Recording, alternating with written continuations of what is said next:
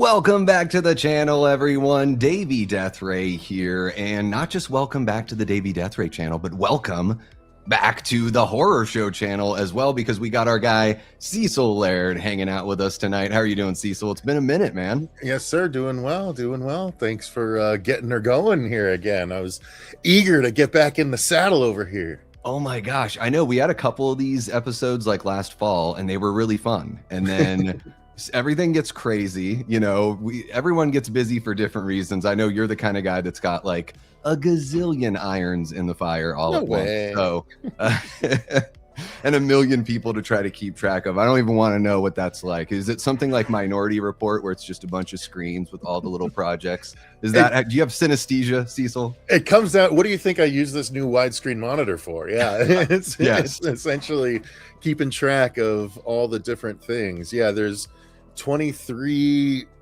YouTubers and then 37 filmmakers currently for 2 projects. So yeah. Oh my gosh, so much going on, but here we are, guys. Unfiltered Horror Talk. This time around, we're just going to do like a roundup of everything from CinemaCon that is, I've got everything going that's horror leaning. Now, Cecil and I, you know, both enjoy a lot of movies that aren't horror leaning. Maybe we'll jump into some of those as we go. He's got his Soup shirt on, so maybe he wants to talk some Supergirl. Yeah, I figured all that kind of stuff. I figured we might dive into some non-horror stuff, so I wore my non-horror shirt. Nice. Excellent. And yeah, we've got a whole bunch of fun horror stuff to chat about, guys. Cecil and I haven't really like talked too much about any of this stuff, so I'm, you know, curious to see, you know, get his thoughts and everything like that. Really quick before we get rolling, I am gonna jump on in and of course say what's up to everybody hanging out. Thank you so much to everyone that's tuning in, whether you're watching on the horror show channel or you're watching on the Davey Deathray side. Thank you very much. Hit the like button. Think about going over to the other stream and throwing a like over there as well. It certainly helps. And yeah, if you're watching after the fact, that's pretty damn awesome too. Hype the stream, share the channel, all that stuff you can do for free. I've also got over on my side, Cecil, I've got a little poll here wondering from the live audience who they think will get a movie first: Jason Voorhees, Freddy Krueger, Chucky, or Michael Myers. So that one, Chucky's winning that one, of course, with the news that came out. Yep. And then we've got a fun little super chat goal over on my side, but we won't worry about that because that's just all for fun. I just want to say what's up to some people really quick, Cecil, and then we'll get rolling. How about it? Yeah, man. Yeah, absolutely. Cool. We got Antonis Andriotis, one of our great channel members over here. What's happening, Antonis? Lamontre Gillard is hanging out as well. We've got a trio, actually a quad of channel members here. Paula Fitzhenry, Lenny, Linda. What's happening, Linda? And my guy, Ryan Michael. Cecil, this is a guy that I actually know from Portland, Oregon. Like, we're actual buds. So nice. Good buddy of mine, Ryan there. Huge horror fan. The first day that we worked together at the pizza shop, I noticed his thorn tattoo. And I went up and I was like, oh, thorn tattoo, huh? And he walks up to me like this close. How did you know what that was? And I'm like, dude, you know how I know. Michael Myers is my boy. So he's going to love my opinions. Oh, yeah. No, he'll be right on with you. No, he's actually, Ryan has, Ryan, let me know. He's got an actual screen used Freddy glove from, I think, Dream Master. Heck yeah. I think, and he's got like authentication for it and everything. It's pretty killer. Nice. Who else do we have in here? We got Jared Arnold, another one of our great channel members. Hope you're doing well, Jared. We got Adrian James. We got Prince kicking out with us as well. Oh gosh, dude, I'm caught up on the Evil Dead Burn teaser, but I still want to see the Red Band. I've only seen the teaser once. Did they show it at your press screening, Cecil? The Evil Dead? No. No, So because they go straight into the movies at all the press screenings. Yeah. So you haven't seen that trailer? Because I think there's a copy. Somebody videotaped it on their phone and put it on YouTube, but I doubt it's gonna be there anymore. I was tempted to stay for another screening and like just get it on my phone, and I'm like, I don't want to get in trouble. Yeah, I can't bring myself to watch bootlegs. I haven't watched the Avengers Doomsday trailer that's out there as well. I just can't do it. I respect film too much. You know what I mean? Well, and it's like, quite frankly. Yeah, and it's like, it's just going to be a matter of weeks before you can actually get, you know, the real scope of what it is. You know, well, as someone that would have absolutely hated for the trailer for Dylan's New Nightmare to get out there before I was done with it, like I totally get That's why I don't, because I know the filmmaker wouldn't want me to watch that version. So. Exactly. Yeah, no, exactly. That's just me, to each their own. I don't pass judgment on those. I haven't watched any of the, I just saw it for myself in the theater, and I saw that somebody had put it out there, and I was like, even with my tiny channel, I don't want to, put that out there. Let's see, who else do we got here? We got Ryan Michael dropping a $4.99 super chat, says, we're going to need a bigger boat. Yes. Love that. We got Papa John Loves Trash. What's happening? Another one of our great channel members. Hope you're doing well, Papa John. We got Aaron Click in the house. What's happening, Aaron? I like Scream and Ice Cream. We got Richard Hamour in the chat as well. What's happening, Richard? Welcome on in. I believe this is your first time. You're kicking it with a whole bunch of horror nerds here. We got Christine hanging out with us as well. What's happening, Christine? Hope you're doing well. Connor over on the horror show side sends in a $5. Did you see that Chucky is coming back to the movie theaters? Well, I guess we might as well. Let's just go ahead and talk about it then. Yeah. Because guys, we'll sort of like jump into the stuff we're most excited about. But if you guys have something, especially if you're throwing down some money, let's have a little Chucky chat. So, Cecil, I know you're a big Chucky fan. Yeah. And we've got, let me see if I can grab this over here. I'm just going to pull it up here for you. Okay. There we go. And how about, guys, we're going to try a couple things. How about we do this really quick here. So exclusive, Don Mancini will be directing. We got news a couple days ago that he was writing one that was going to be a bit more horror heavy for the big screen. Now we got news that he's directing. How are you feeling about all this this news we've got? This isn't CinemaCon news, but we have a lovely subscriber throwing down some scratch for it. So let's have a chat, Cecil. I'm actually excited about this. Not that should be surprising, as big a Chucky fan as I am, but I love the fact that this is the one, not the one, but like one of the only that you can that immediately comes to mind that continues with the original story. It doesn't necessarily. I wouldn't call any of the Chucky stuff a requel, because it's all been a pretty continuous story, right? It didn't have to do the, like some people would say Halloween, but that was getting the series going again. Like that wasn't one continuous story, because it went all over with different continuities. The Chucky one is the only one that I feel like has remained consistent the whole entire time. Although technically, well, I don't know if Candyman 2 and 3 count in continuity, but I know 1 and the reboot do. But yeah, Chucky's the only one that I can think of off the top of my head that's done that. And I've always loved the Chucky movies. In fact, the first one I saw was 3, so I'm one of the people that love 3. 2 is still the best. 2 is my favorite, but there's a lot of people that hate on 3, and there's so much to love about 3, honestly. I like 3 more than I like 4 personally. I know that's controversial to some people, because a lot of people's way in was Bride, but Bride is where it went, Freddy's Dead for me.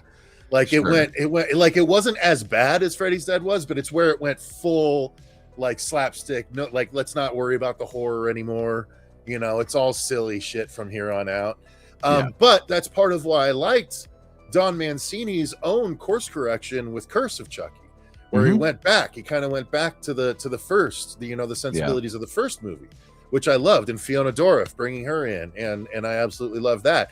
Cult of Chucky I was less high on, but I'll still probably rewatch Cult before I rewatch Seed.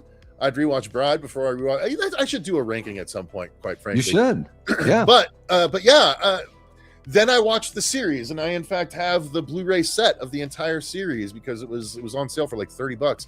I quite liked the TV series because it was my Chucky. It was more Brad.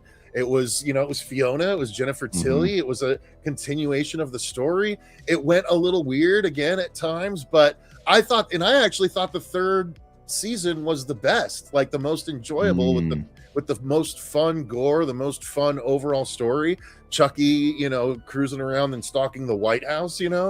I like that we got Devon Sawa 3 different times. If I recall correctly, in 3 different roles, right? At least 2, but I think it was 3.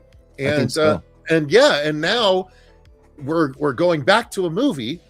But so I think 3 seasons was fine. I didn't need another season. I'm happy to go back to a movie. And Don says he's going back. He's doing another sort of his own sort of kind of reboot, not reboot, but he's going back to, you know, basics again. He said, like he did with Curse with this one. So yeah, exactly. I'm very excited.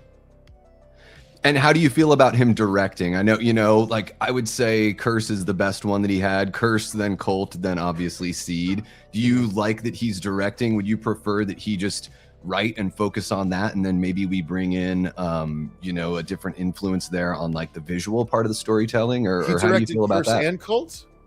Curse, Cult, and Seed. Yeah, I think that's fine. I think he did fine. I liked what he did with Curse. I thought Cult was a little silly. He took some swings, you know, a giant Chucky in the hallway is still a really cool fucking image, but completely silly and out of place in the movie. But you know, I'm like, fine, it's his baby. Did he? I don't know if he directed any of the episodes of the TV show. I wouldn't be surprised if, like many creators, he did like the season premiere and season finales and stuff like that. You know, like most creators will tend to do, like the Whedon sort of methodology. At least my first experience with it was the Whedon methodology. But anyway, like where do you fall on this one? I love that he's obviously writing. I want Don there. I love that, you know, it's kind of like with Evil Dead. Even though Sam and all those guys, they don't write every movie, you know, they bring in these people, they like curate that selection. So I love that with Child's Play. I guess the only thing that I am questioning it on is the directing side. Like, it might be kind of fun to bring in somebody else, but I think Don does a fine job at directing. I just think that sometimes if you had a different vision as far as like the literal visuals go, that it could be a good pair up and something different. But I'm encouraged that he wants to go back to the horror side, because I like the first 3 movies the most. So I do tend to agree with you, except for the fact that when you really think about it, all the Wes Craven Screams are good. All the John Carpenter Halloween movies were good. You know, all the movies done by the original creator tend to be good to at least worth watching and worth revisiting. True. So since it's still Don, and yes, he didn't direct the first couple, but he did still write them and still, you know, create Chucky. I'm okay with it. You know, let him steer the ship as long as he's able. And he got started so young, he's going to be good for a while, honestly. He is. Yeah, he is. As long as Brad is willing to come back. Like, Brad to me is more necessary for Chucky than Don is, but you know, I'm game for both. Yeah. I'm encouraged by this. It's good news. Everyone was wondering what was up, and judging by the people that are voting in the poll over here on my channel, there's been 30 votes. 57% of people think that Chucky's going to get the movie before Jason, before Michael. Freddy finally got a vote. He's got 3% there. But Chucky's, you know, far in the lead, and I'm guessing it's because of this sort of news. So there you go, Connor. You got your $5 worth, man. I think that we very much appreciate the kind of super chat there for the Horror Show channel, and I'm glad we got to talk about that, because Cecil and I are both fans. Yes. All right, I'm gonna finish saying what's up to everybody in the crowd here, and then we'll get rolling, guys. Sorry, I just want to make sure that when we get those super chats, we jump right into them, especially because it might get a little crazy. We got Gory Tiger hanging out with us. Nanette, one of our great channel members. What's happening, Nanette? We got Kanan from Ghost Pirate, Kanan? Another one of our channel members. Welcome on in, Kanan. Hope you're doing well. We got Manny's Manic Media, yet another channel member in here. Carrie Crave Cinema, another channel member. You guys are amazing. Thank you for hanging out here. Let's see here. What else do we got?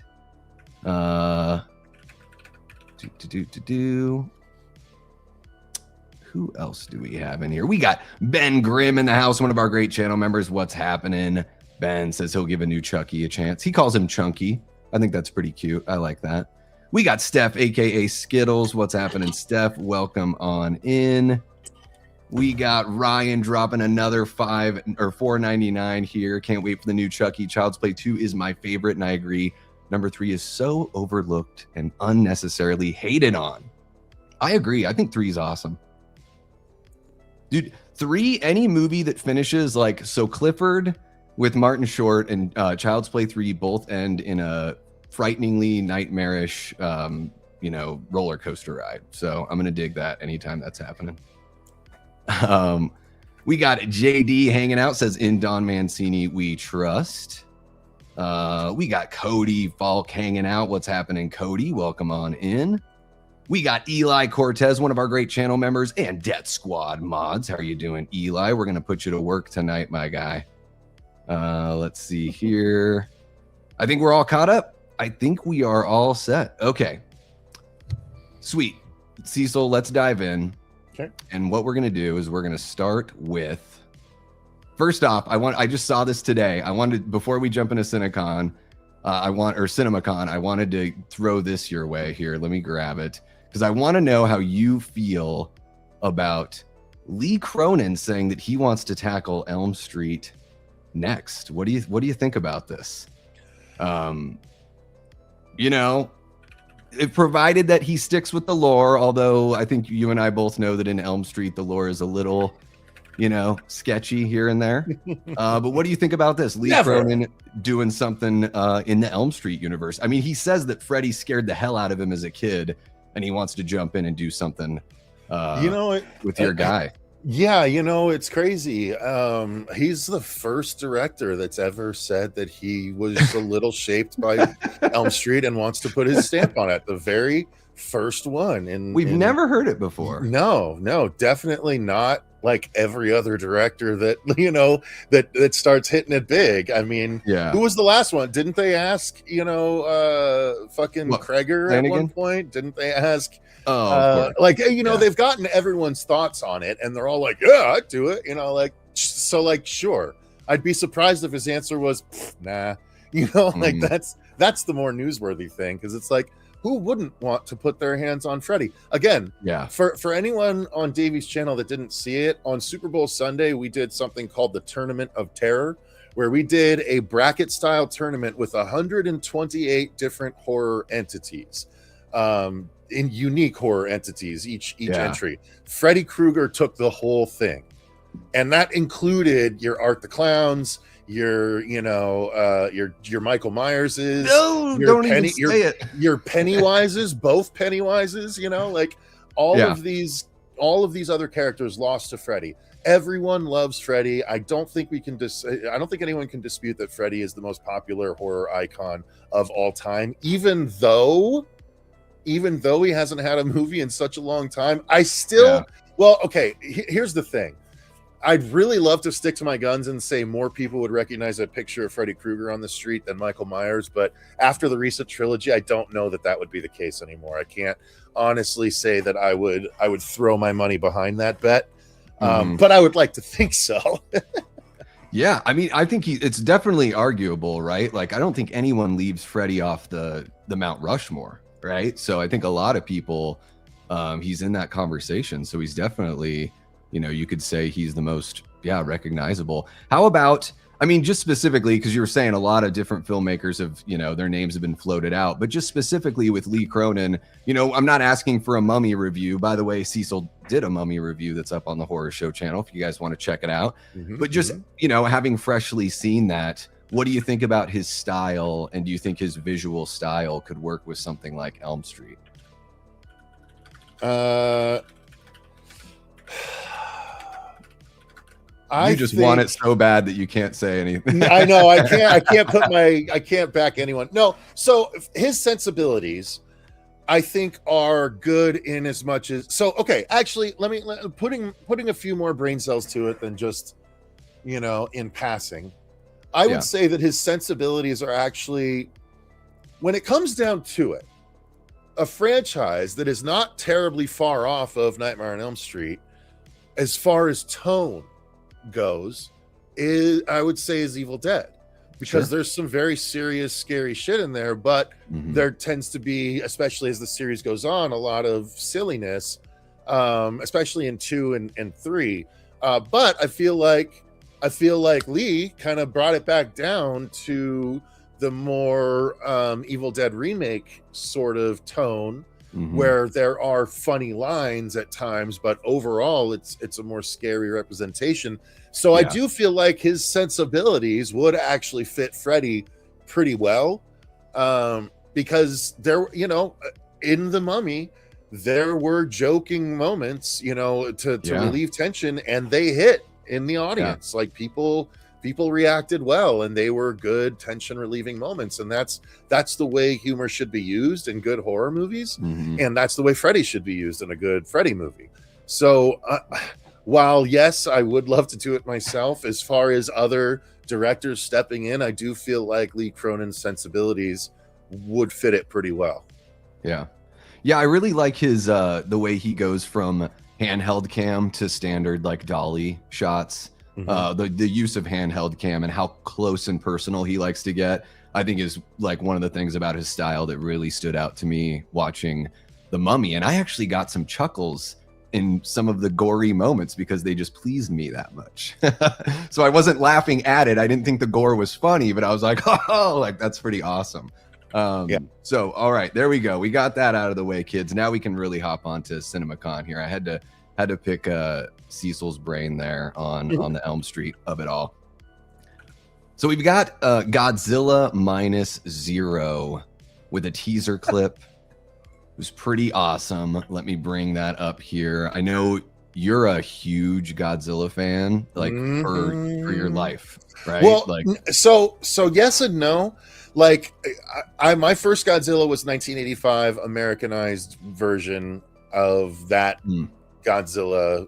You know, it was 1984 in Japan, but then in 1985 it hit America with Godzilla 1985, where they changed some stuff and added,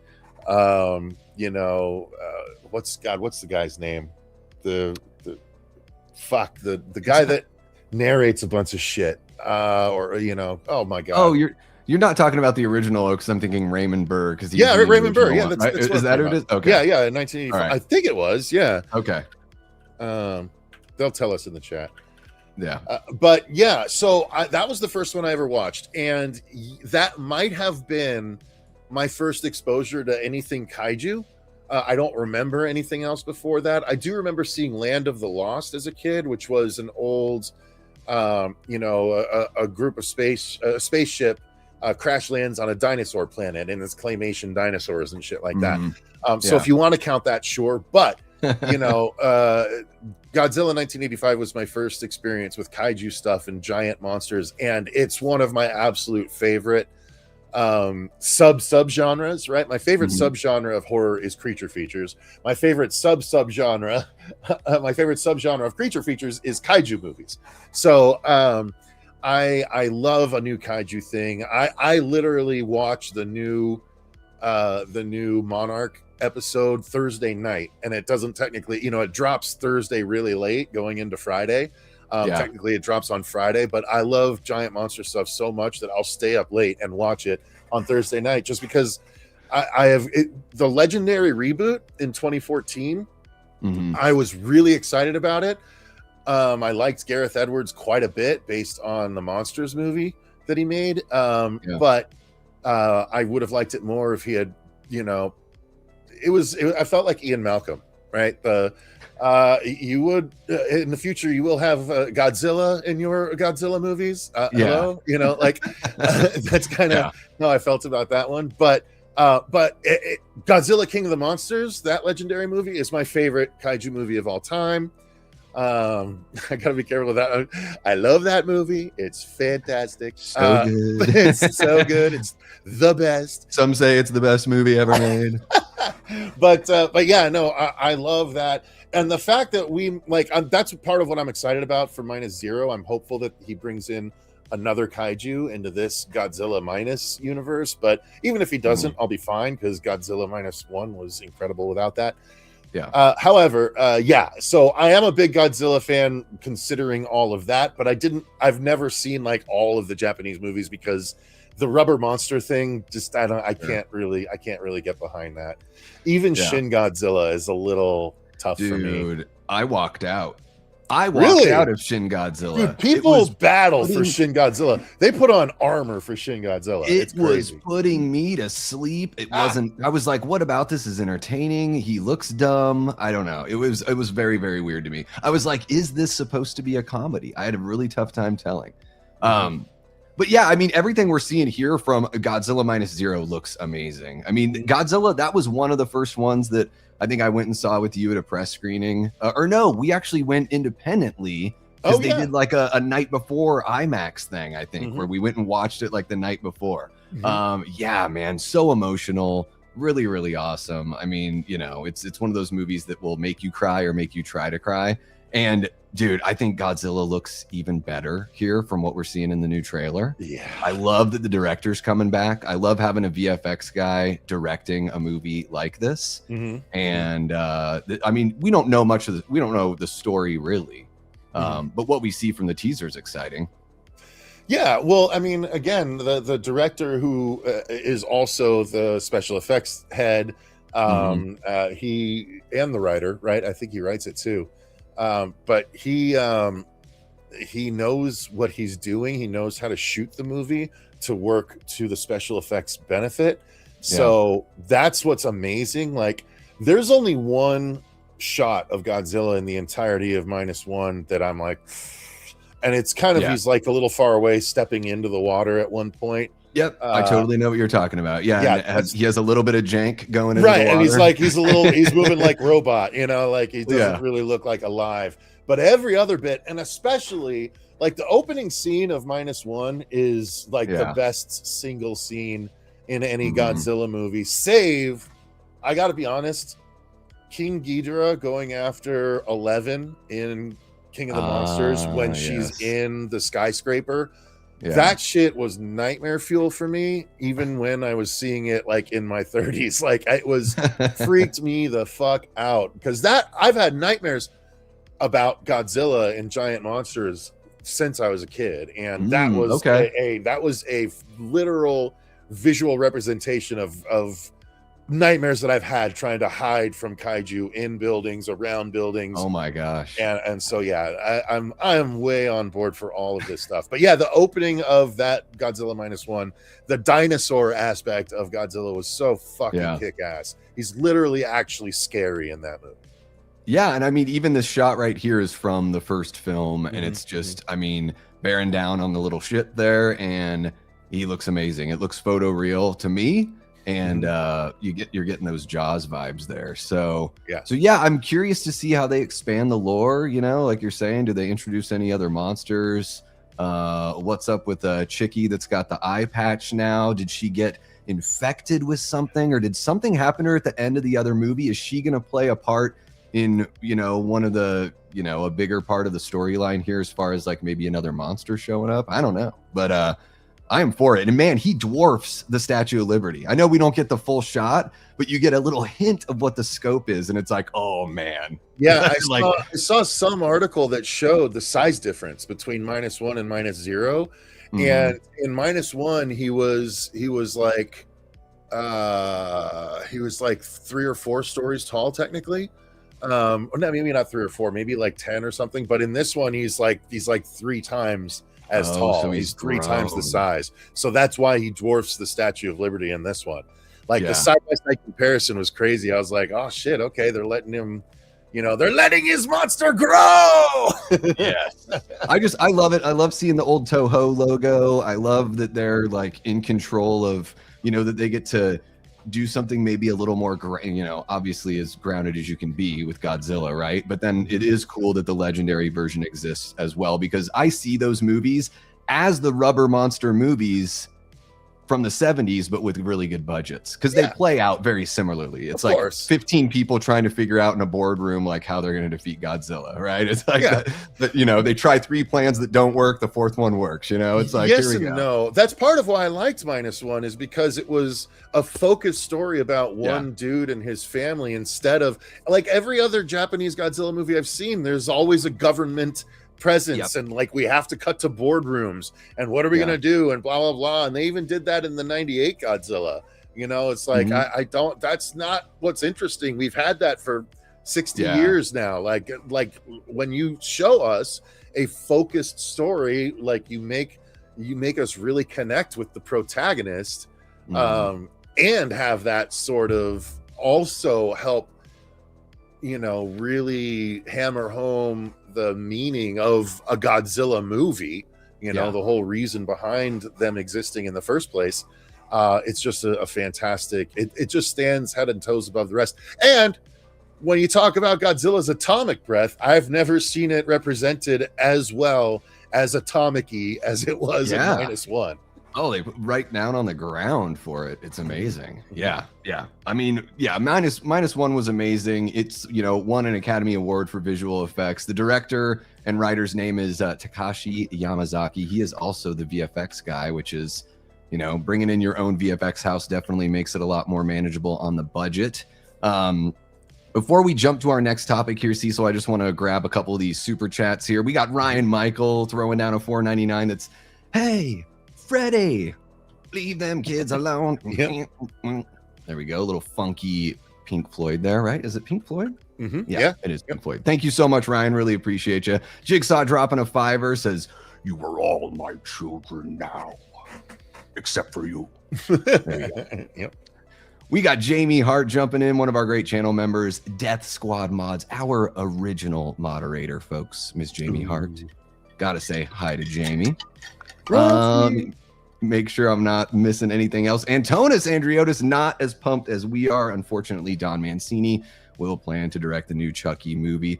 I mean, he's like 2.5 for 3, or 1.5 for 3. He's like halfway there. But I hear you, Antonis. I know there are certain horror fans out there that are like, I like when he writes, I don't like when he directs. Oh, look at that. Jamie's got to get one in every stream. She saw Godzilla 85 in the theater. There she is. We got Super Tenor, one of our great channel members, hanging out. What's happening, Super Tenor? Welcome on in. Jared Arnold dropping a $5 super chat, says, non-horror question. Are y'all Highlander fans? Got a remake coming with Russell Crowe as Ramirez and Henry Cavill as McLeod. I knew about the movies growing up and there was a show and everything. I never got into it. But Cecil, it looks like it's something that you know a little bit of. There's no time for us. There's no place for us. Okay, I can't do Freddie Mercury's next note, so I'm going to stop right there. I love Highlander. I've always loved Highlander. As I put in the chat, in your chat there, Connor is greater than Duncan. I'll ride and die on that. And the Highlander where they actually meet up and Duncan has to fucking kill him makes me so fucking mad and doesn't exist. And I think that was the first entry into a long-running franchise that I excommunicated from my own library. Like, I will never revisit that Highlander where the TV Highlander met the movie Highlander, and the movie Highlander insisted the TV Highlander behead him in order to get his power so that he could defeat the bad guy. And it makes me so angry to this day that that's what they opted to do. But I absolutely love the first movie so much. The entire, the whole soundtrack done by Queen is stellar. The Kurgan is one of the absolute best all-time movie baddies. It's such a great example of like 80s street level, dark sort of action movies, it's so good. It's really cheesy in the romance department, where women fall in love with broken protagonists way faster than they should. You know what I mean? Like it's that never happens. No, of course not. But are you describing my life? So 2 sucks, but 2 is like so bad it's good in its own way. It's so out there. Final Dimension isn't terrible, but it's not the best. But 1 is so good, and the fact that Henry Cavill is now playing Connor. I hope he's playing Connor McLeod. I don't know if that's been confirmed or not, but that's what they said. Yeah, he's playing McLeod. Russell Crowe's playing Ramirez. So Jared says that here, but I think we've got it in the Henry Cavill plays Immortal Warrior Connor McLeod, and Russell Crowe plays his mentor Ramirez. Siobhan Colin, Ramirez, the Welsh Spaniard. It's just how it goes, huh? Yeah, Ramirez. I'm wondering if Crow is going to play a Spaniard as well, because clearly Sean Connery did not sound like a Spaniard. Yeah. Oh my gosh. Yeah, going from Crow to Connery, or Connery to Crow. Jamie, Connor over Duncan, indeed. Hells to the Endgame makes me cry. Yes, that's the one. Endgame. Fuck that movie. Oh, that made me so angry. I saw it in the theater too. I was so genuinely psyched. I didn't watch the whole show because I just didn't get into Duncan, and it was the epitome. Like the Highlander TV series was like filler the TV show. That's kind of the way it felt to me. But yeah, seeing, like, I was so excited about the movie, and then how they handled it, because I hated the TV show compared to the movies, and it felt like such a betrayal. I was like, how dare you? Because I was also in my, Christopher Lambert as Ray is phenomenal. He's phenomenal in Fortress. He's phenomenal in like everything that he's in. I love Christopher Lambert. So they did him so dirty. But yeah, fuck Endgame. Fuck that Endgame. The other. Well, hey, we're getting a whole new, fresh reboot. So there you go. Yes. There you go. Thank you so much for the $5, Jared, and the question, man. Really do appreciate you. Super Tenor dropping a $2 super chat. What's happening? Aaron says, "What's up, dudes and fam? We are just kicking it." Yeah, let's go ahead and jump into our next thing here. Really quick, though, Antona says, "I just hope the new Chucky movie is actually more scary like the first two, and hope Mancini is not lying to us." He has no reason to, right? So if he says he's going back to the more serious side, then I think we can believe him there. He's had enough fun with the weird and wacky, right? So yeah, thank you so much, Antonis. Appreciate the $5 there. All right, let's jump to the next story here. We chatted a little Godzilla Minus Zero. Let's talk a little Evil Dead Burn and Evil Dead Wrath. Now, I was able to see that Evil Dead Burn trailer, as we had discussed in the intro here. Cecil was not able to see it because at the press screening they don't show you previews because they respect the hell out of your time at those press screenings. It is. I don't want to say anything to spoil. If you guys are curious as to like my thoughts on the trailer, it's a very kind of like simple idea for the trailer. But I did a short, so if you want to hear me or hear a little bit of an explanation of what it's like, I don't want to say anything to ruin it for Cecil or ruin it for anyone here. But it's like a 30-second kind of concept trailer where it could be from the film or it could be something that they just shot as a teaser. It's one of those kind of things that's one of the reasons why I really dug what they did. But it's a green band, so you don't see a lot, but you just get kind of a feel of what the intensity of the film might be like. But we also got this, well, we didn't get it, but the people at CinemaCon got this friggin' red band trailer that's just supposed to be like brutal and hardcore. And let's see what does the article say about it. The article says that it's the family is the root of all evil in Evil Dead Burn. Bloody first footage from Warner Brothers.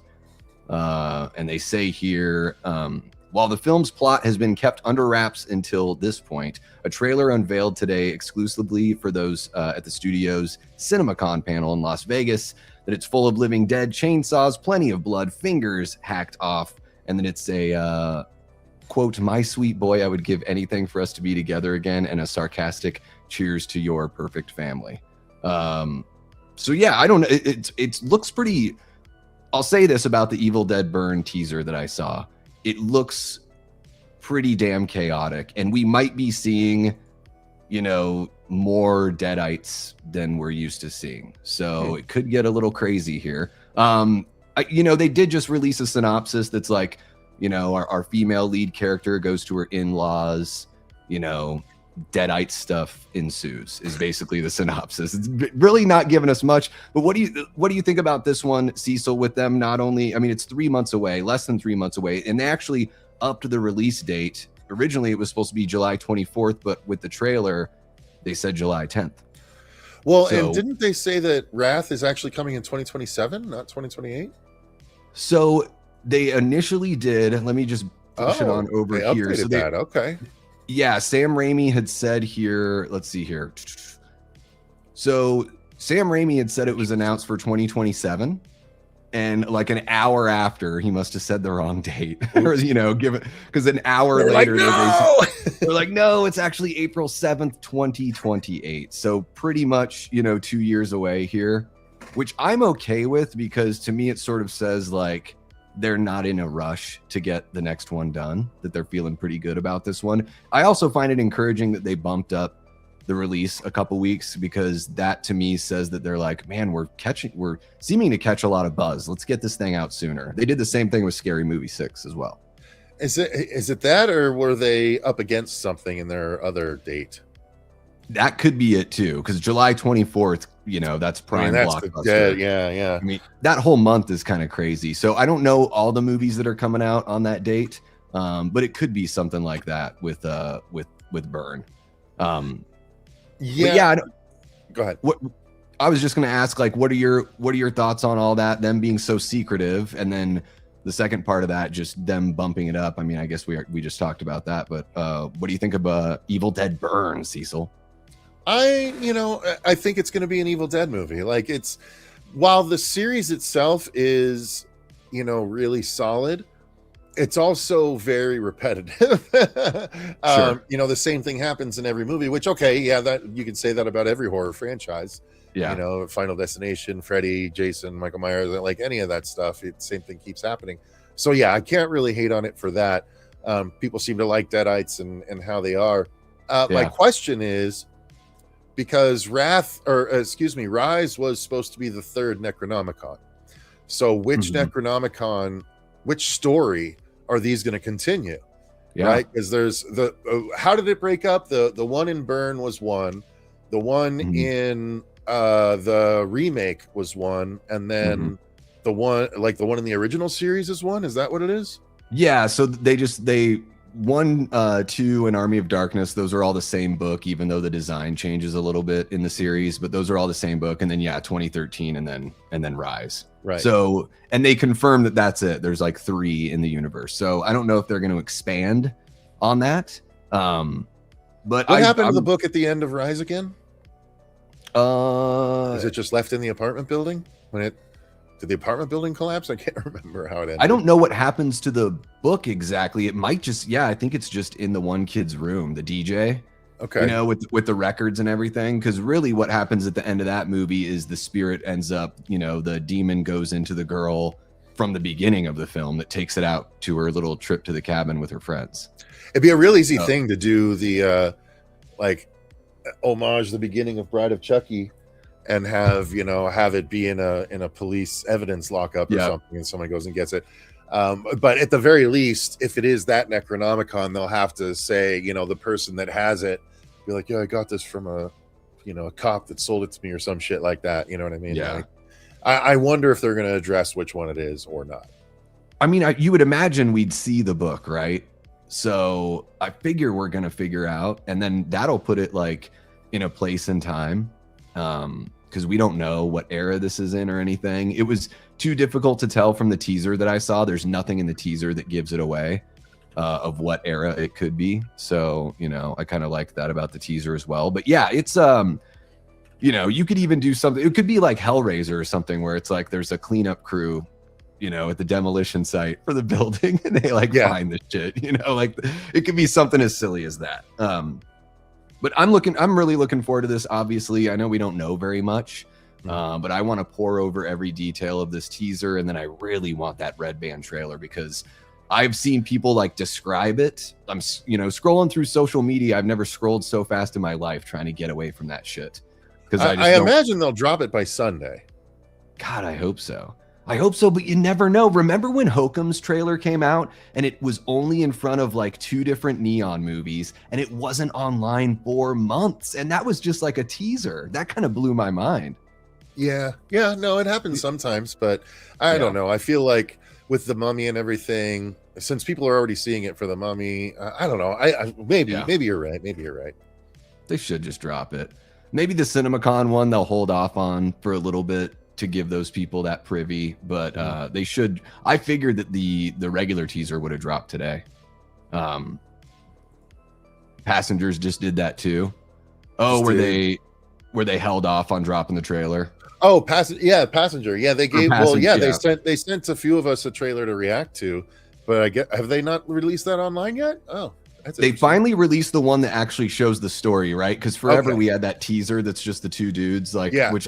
Perfect teaser, but now it's half of that. Yeah, that's half of the trailer. Yeah, and then the rest of it is all right, here's your walking sim characters that you're actually following. Yeah, exactly. I know it kind of got me less excited for Passenger seeing the full trailer. I was like, oh, this seems like another one of these horror movies that would make a really cool 40-minute short and not a full-length movie. Like I'm seeing undertone. I'm looking at you square in the friggin' eyes. You didn't like that? Oh. I mean, I thought it was well made and everything, but I'm just saying, you know, it could have been a bit more succinct. Fair.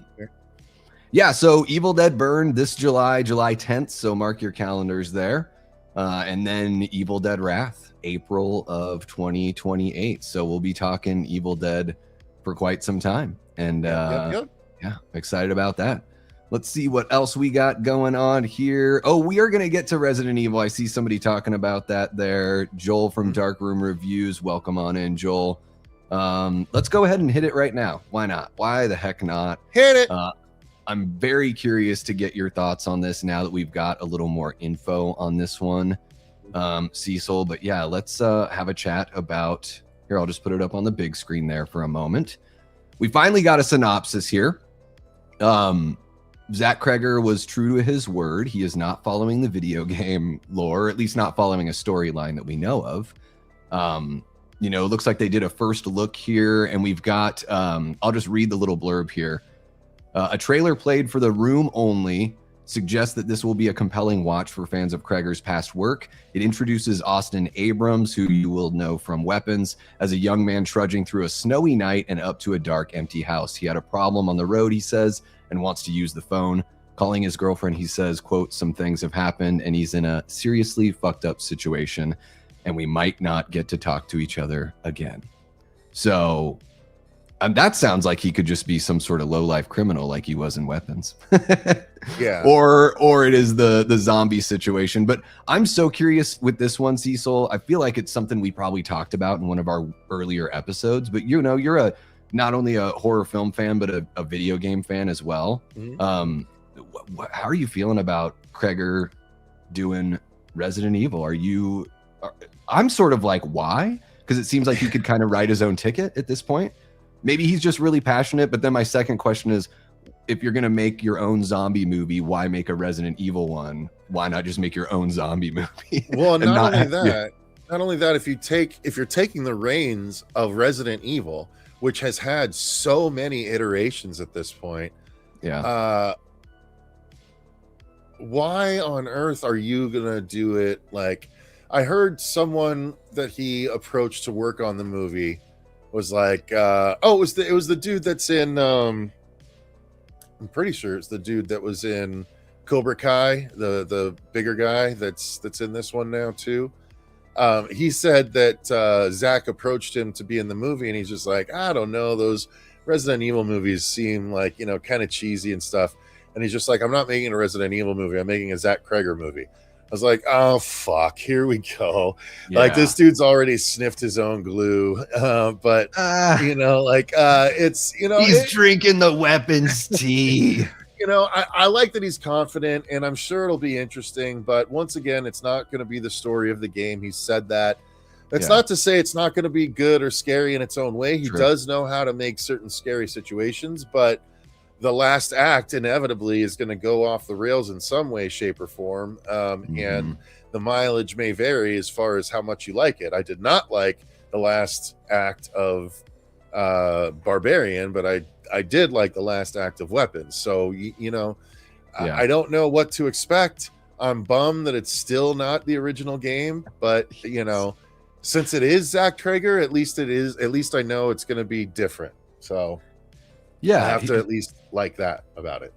Absolutely. I think Cregger is a fine filmmaker. Like, his movies look really good. Stingray, yes, Ryan. Yep. He has not blown me out of the water with either one of his movies. Like, I like both of his movies, but he has not rocked my socks, you know? Yeah. So it's like Oz Perkins rocked my socks with Long Legs. Damian McCarthy rocked my socks with Caveat and Oddity. You know, like these are the kinds of, that's why I'm excited for Hokum. I've caught up on Curry Barker on a bunch of his short films, and he is absolutely awesome at what he does. So I'm very encouraged to go watch Obsession, because this young man like really knows what the hell he's doing. So you know, Cregger doesn't, and we might talk about Obsession because I know you got to see it, but But Cregger doesn't really give me, I know he gives a lot of people that sort of juice. I don't get that juice from him. So that's probably why I'm a little and also like this has nothing to do with anything. I just like wanted to say this because I'm a big Mystery Science Theater fan, and I just wanted to comment. He looks like the guy that works at your church that like you really don't want to leave the kids alone with. Yeah, a little bit. Yeah. Yeah. I'm just making a joke. It's nothing serious. He's white people all look the same to me. Sus as fuck. Yep. There we go. So yeah, Resident Evil from Zach Cregger. I'm looking forward to seeing the footage because I do want to be like proven wrong. You know, I still want a Resident Evil 4 movie really bad. That's just the story of Resident Evil 4 for no reason other than it's already written and it's easy.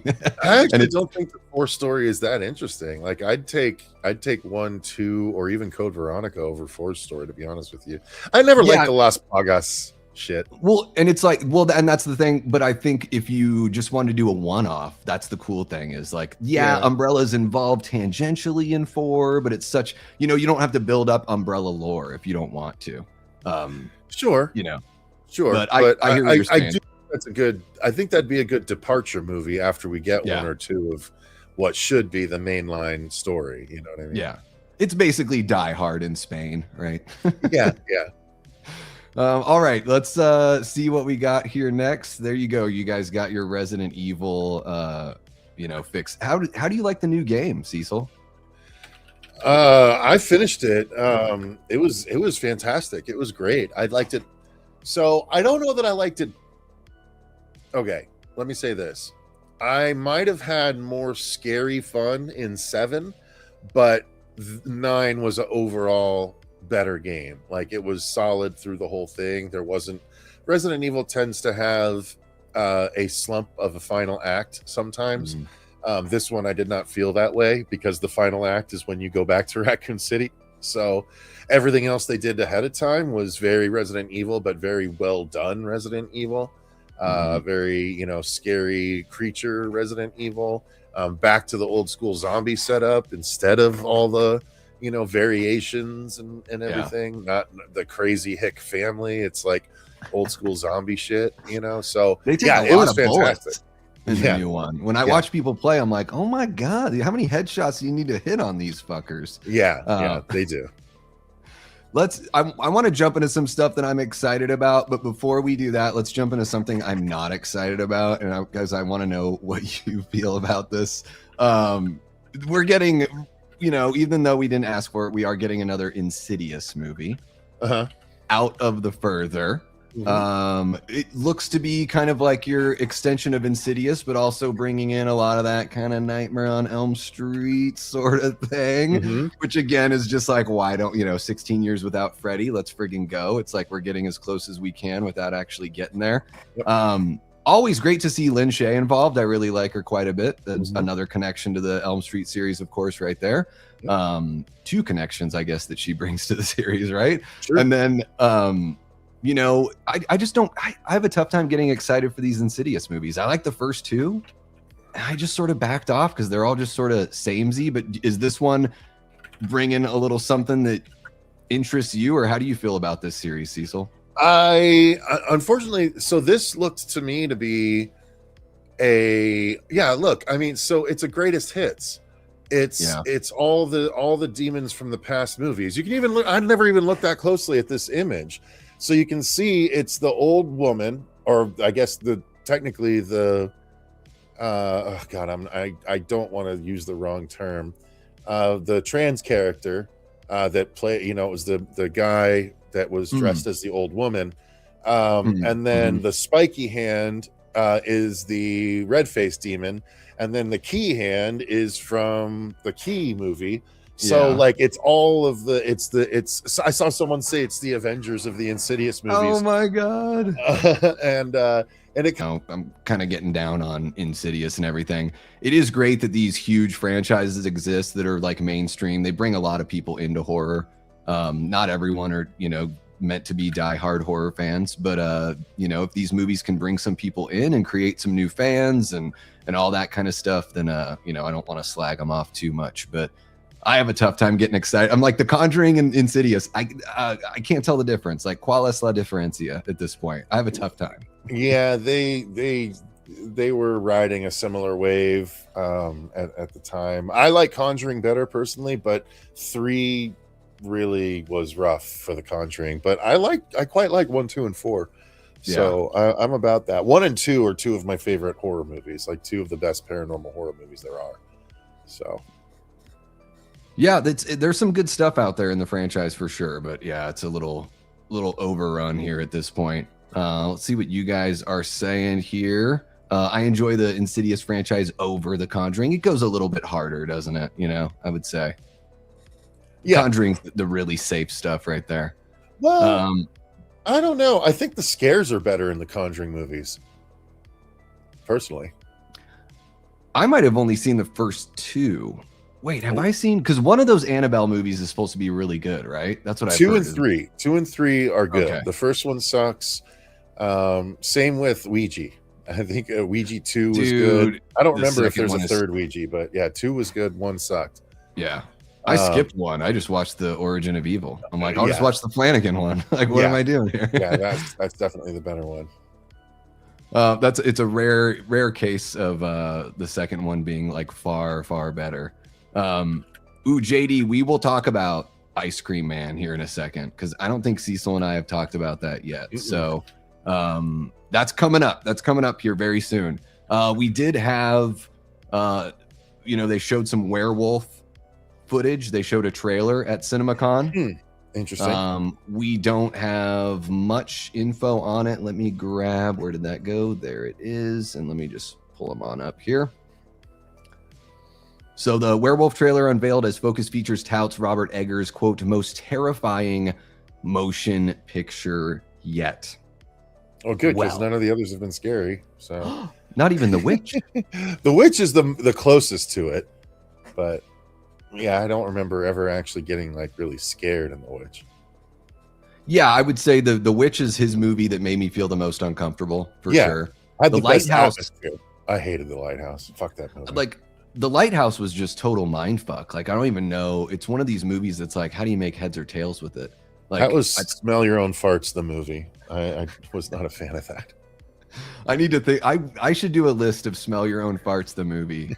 You can do that. A top 10 of movies that are just filmmakers' head completely up their asses during making. Unfortunately, I feel like Nosferatu was a bit of that as well. Well, it's one of these things where it's like, it's this love letter kind of that he put together, but I will never watch Nosferatu again. But look at this. Never. It's so boring. And the look was so fucking stupid. The mustached vampire does not fly for me. Yeah. I was heartbroken when I heard that he originally was going to shoot that like all expressionist kind of like Cabinet of Dr. Caligari, and then you decided to do it like standard, and I'm like, I would have been a lot more interested in that movie if it looked a bit obtuse and a bit weird, I've never seen The Cabinet, so I don't know. Oh, it's cool. It's all sorts of weird expressionist like backgrounds and stuff that are just like it's just like bizarre looking, kind of dreamy quality. Speaking of dreamy, look at Robert Eggers. Who's that? Nicolas Cage's favorite movie, at least according to that movie he did with Pedro Pascal. Dude, Cabinet of Dr. Caligari is freaky. Like, when you consider the time that it was made and everything, the very first time I watched it, by the end of it, I was like, I did get chills. And it's, it's not your standard kind of horror thing, but it's, that's all I'll say. It's definitely worth watching. But yeah, Werewolf. So, okay. They say it's going to be the scariest movies ever made.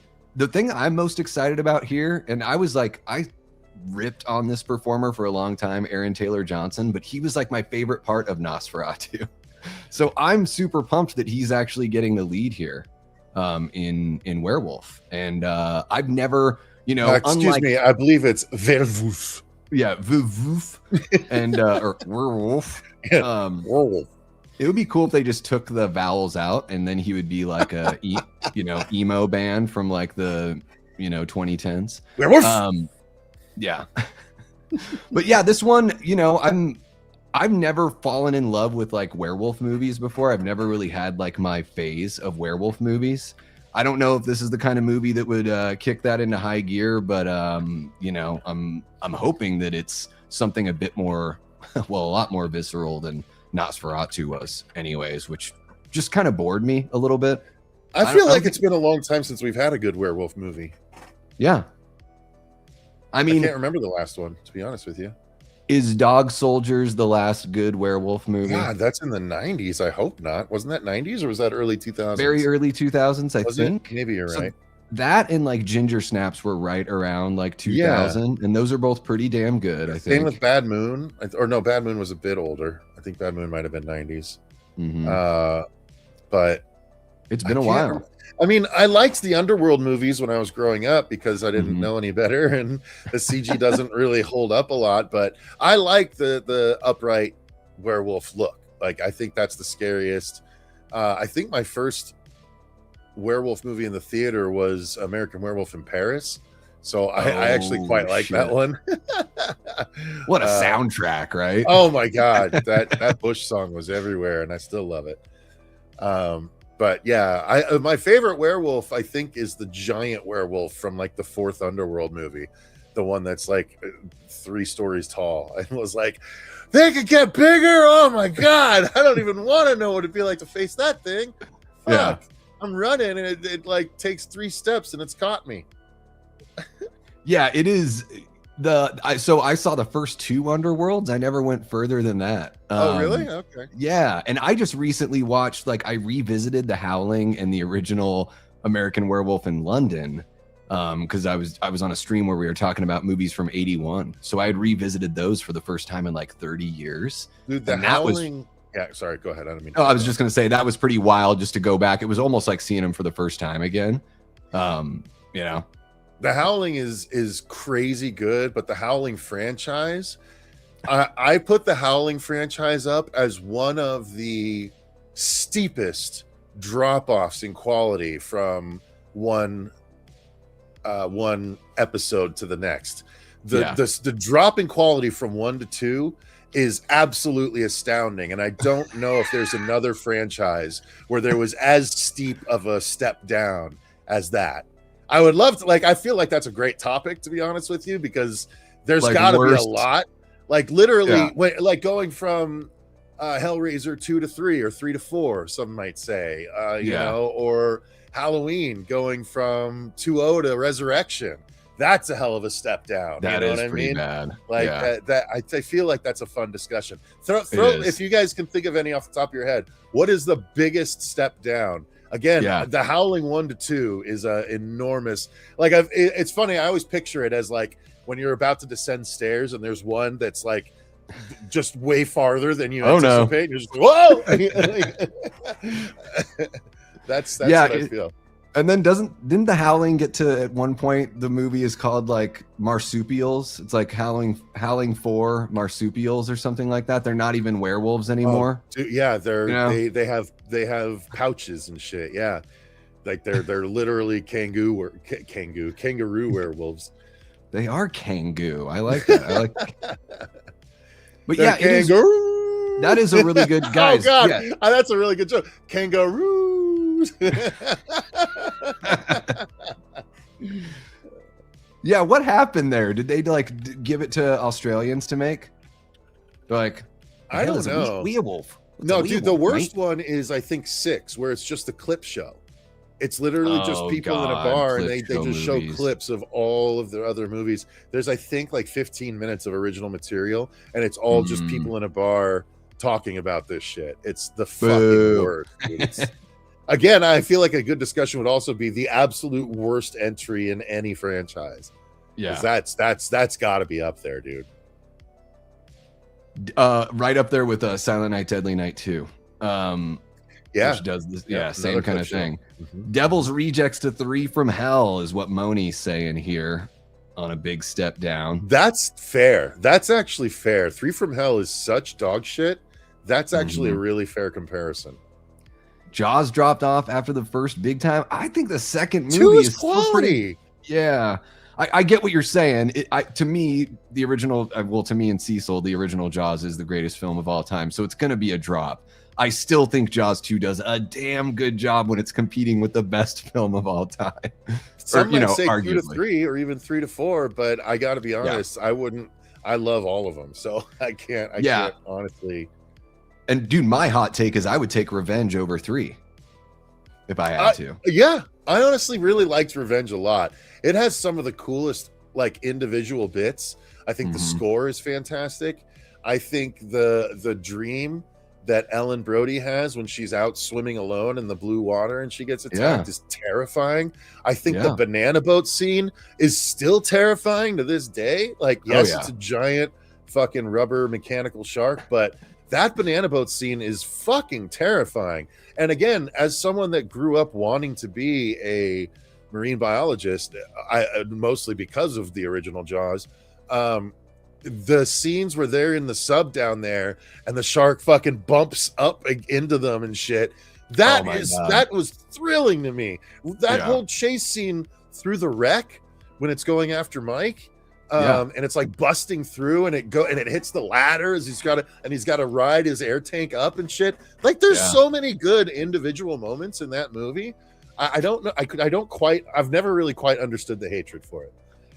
Yeah, I mean, it has like what, 3 kills, 2 kills, maybe just 2, something like that. It's people put it on the level of like Freddy's Dead, and I don't think it's anywhere near that level. No, it's not that bad. Although whatever happened with the ending and the editing, and depending on which version you watch, there's some like really shoddy like popsicle sticks, like kind of stuff, depending on which version. But I will say this about Revenge. Last thing about Revenge. Love the opening at Christmas time. Amity and Christmas. I just wish they stayed in Amity. All the stuff in Amity really works for me in that movie. And I just wish they'd be there. Someone over here, I got to shout it out. Someone, I want to give. Kanan actually said it. Jeepers Creepers Reborn is the worst drop off ever. Is that the third one? Because 2 to 3, like 3 to 4, they're both god awful. But 2 to 3 was so bad. 2 is really good. 2 and 1 are both really quality movies. Like, all the shit with the director aside, because obviously, sure. If 3 is Reborn, then yes, 3 was, man, what a step down. That is a wonderful example. Wonderful example, Kanan.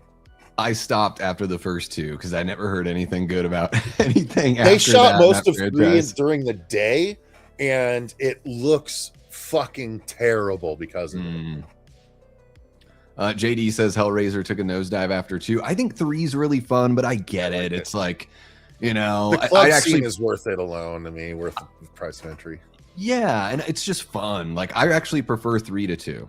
Like, the club scene in 3 is the same as why I love 3 for that club scene the same way I love 13 Ghosts for the opening scene.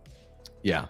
Or Ghost Ship, rather. Ghost Ship. Ghost Ship, yes. Ghosts. Sorry, yeah. It's the only thing that people remember about Ghost Ship. I remember all of it, but that is for sure the best. To me, like, that's the best mass death scene in any horror movie. It's pretty incredible. Yeah, it's a pretty good one. Top that, Final Destination. Jigsaw says Reborn is 4. Dude, 2 to 3 is, I think, a worse drop than 3 to 4. Interesting. Yeah, it's like you can't fault if it goes from bad to bad or bad to even worse. Yeah, that's not a drop off. When it goes from bad to worse, like I can't say that Tremors 6 to Tremors 7 is the worst drop off because they're both awful. Yeah. Like, I'm trying to think of a good one, but my mind is everywhere now. It's fun, right? It's a good one. It's a good topic. Like, I really think it's worthy of its own stream. Maybe I'll put that together. Maybe we should do that sometime. We should. Biggest drop-offs in horror. Yeah, fuck yeah. All right, let's jump into, I want to hop on over here to a little Eli Roth Ice Cream Man talk. We have not talked about this one before. I get the feeling you're an Eli Roth fan. I mean, I really like his silly stuff, especially, Thanksgiving. I love all the Don't Go in That House, Bitch, and the Piano Killer, or whatever the heck he put out earlier this year is hilarious. And Ice Cream Man looks really fun. It's not a remake of the 90s movie. It's just the same title. But also, when I first saw this trailer, I was like, shit, this is what Weapons should have been. Like Weapons catered to this guy right here.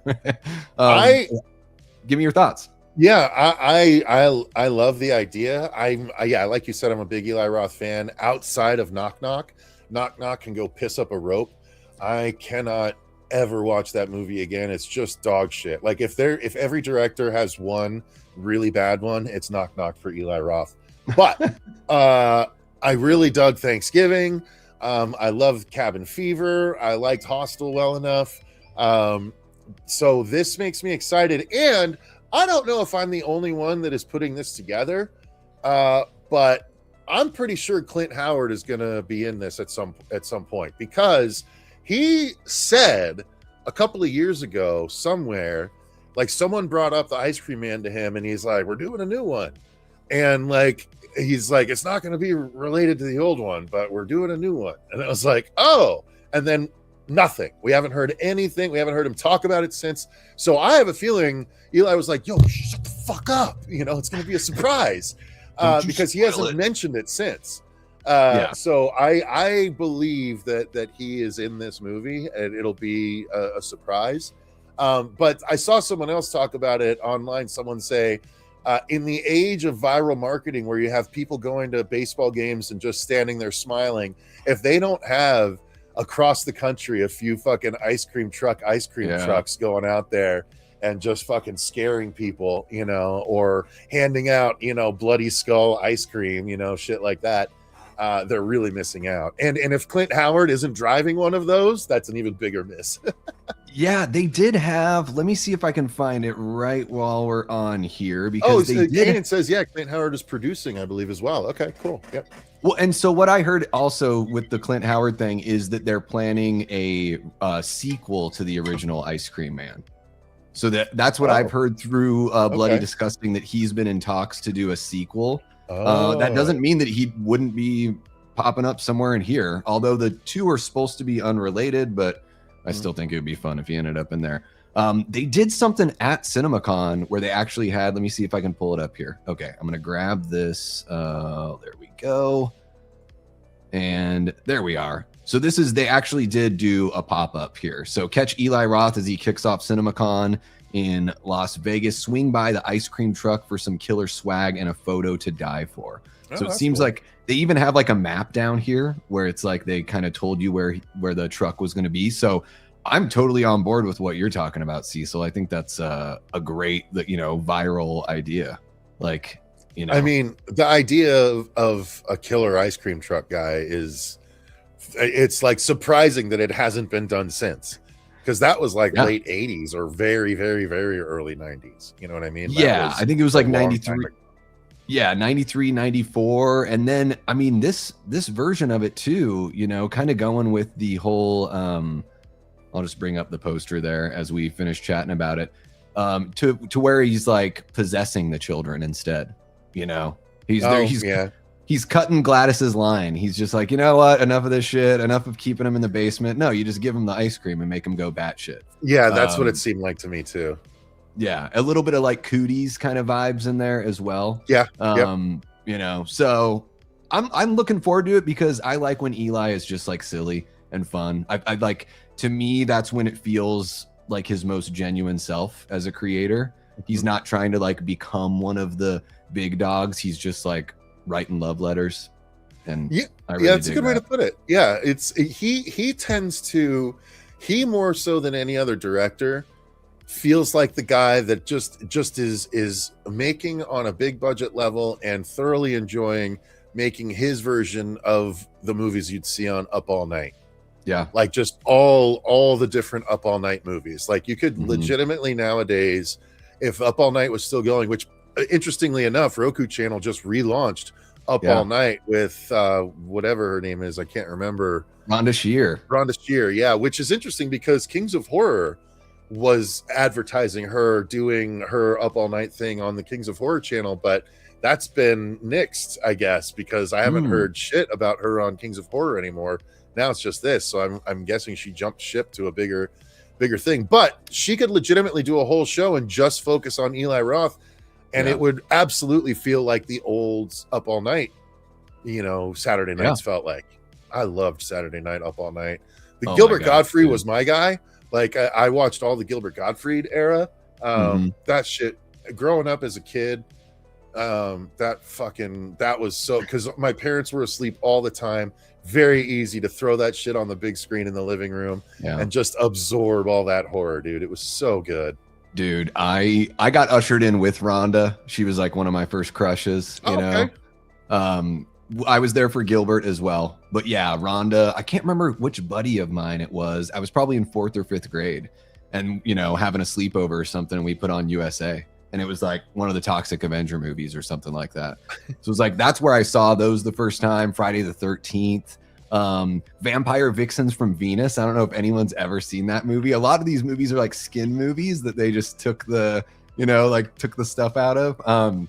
There's still technically like cheesy horror. But yeah, I mean, Eli, what's really cool about Eli Roth, I think, as a creator, is he's done this whole spectrum, right? Like he has a really wide array. And I love that he's living like the era that he's in now is sort of like any kind of movie I want to make, I'm just going to try to find a way to make. I'll either direct it, maybe I'll hire somebody else to direct it, but like, let's just have some fun. And it's almost like, yes, somebody like Eli Roth should be the new like Charles Band or Roger Corman, or you know what I mean? Like we don't have one of those voices right now that's just like churning stuff out and promoting younger filmmakers. So I think personally he makes higher quality stuff than that, but yeah, I get what you're saying. I get the point you're making. I'm still pissed like he is. We're both still pissed that he didn't get to do his Meg movie. I talked to him about it at a recent convention that I went to a few months ago. I literally asked him that question, and he would not raise his head to meet my gaze when I asked him the question, and he kept his voice low, and he was genuinely angry. Because I was like, what happened? Like, I was so excited. And he's like, they took all of my work, all of my designs. He's like, you know that shot of the shark biting the tube with the little girl in front of it that they used for all the he's like, that was mine.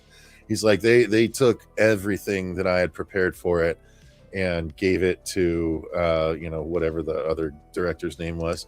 And I was like, and were you like, I was so excited about you because you don't hold anything back. Were they going to let you like go wild, or were you going to have to stick with PG-13? He's like, he looked at me and he's like, he said it exactly like this.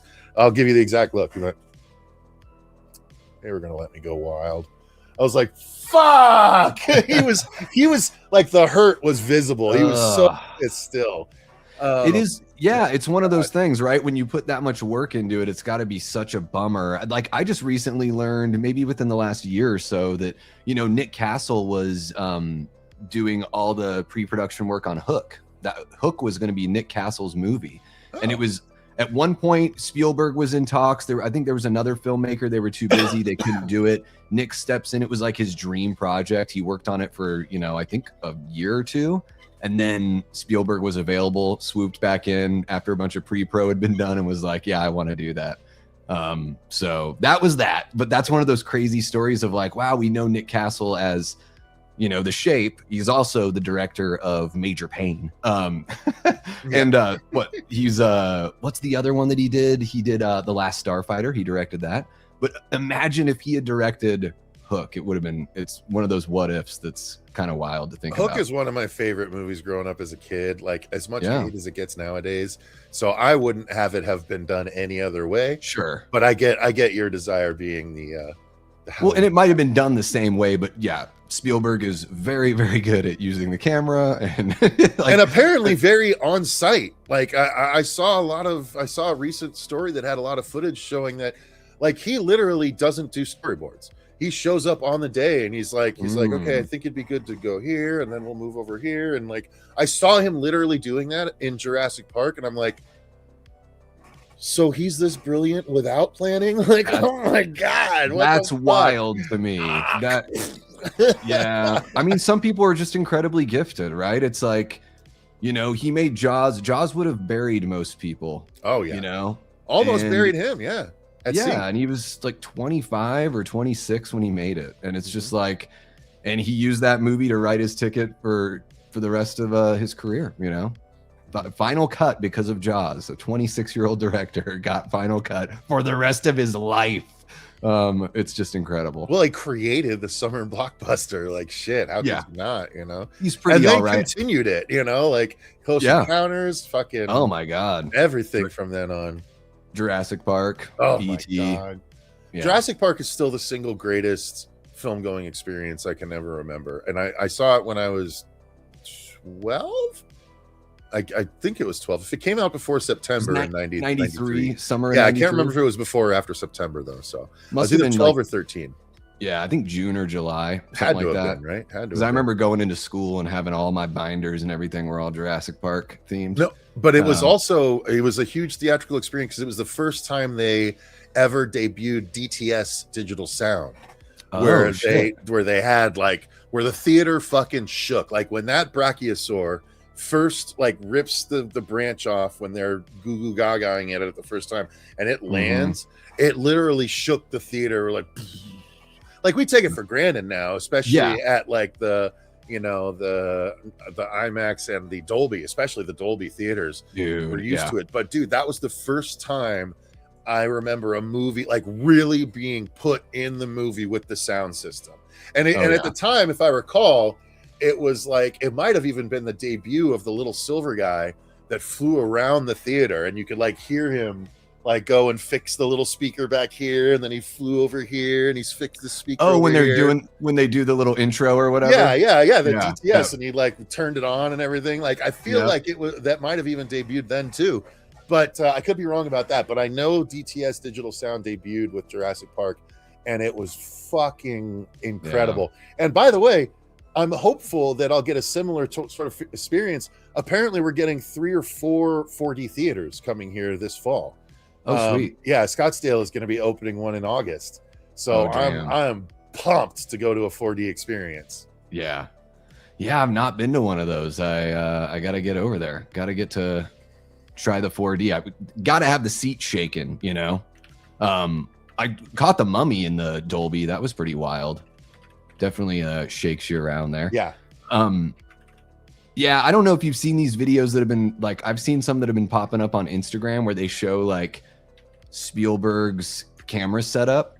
Like they'll show you the scene and then on another screen they show the camera and where the actors move just as dots. I don't know if you've ever seen this, but it shows how simple and how wonderful the scene compositions are for the blocking, the actor movement, and also how much Spielberg will have the camera just in one spot in the room, and he'll only move it just back and forth, you know, but capturing all the goodness. Anyways, let's jump into.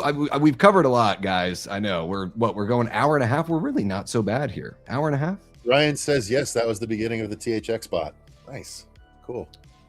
There you go. Confirmation from Ryan Michael. Full disclosure, Prince. I hate this. Oh, gotcha. We had Prince was asking you about, let's see here. Any high hopes for Disclosure Day, Cecil? Yeah, so the trailer, I haven't seen the second trailer.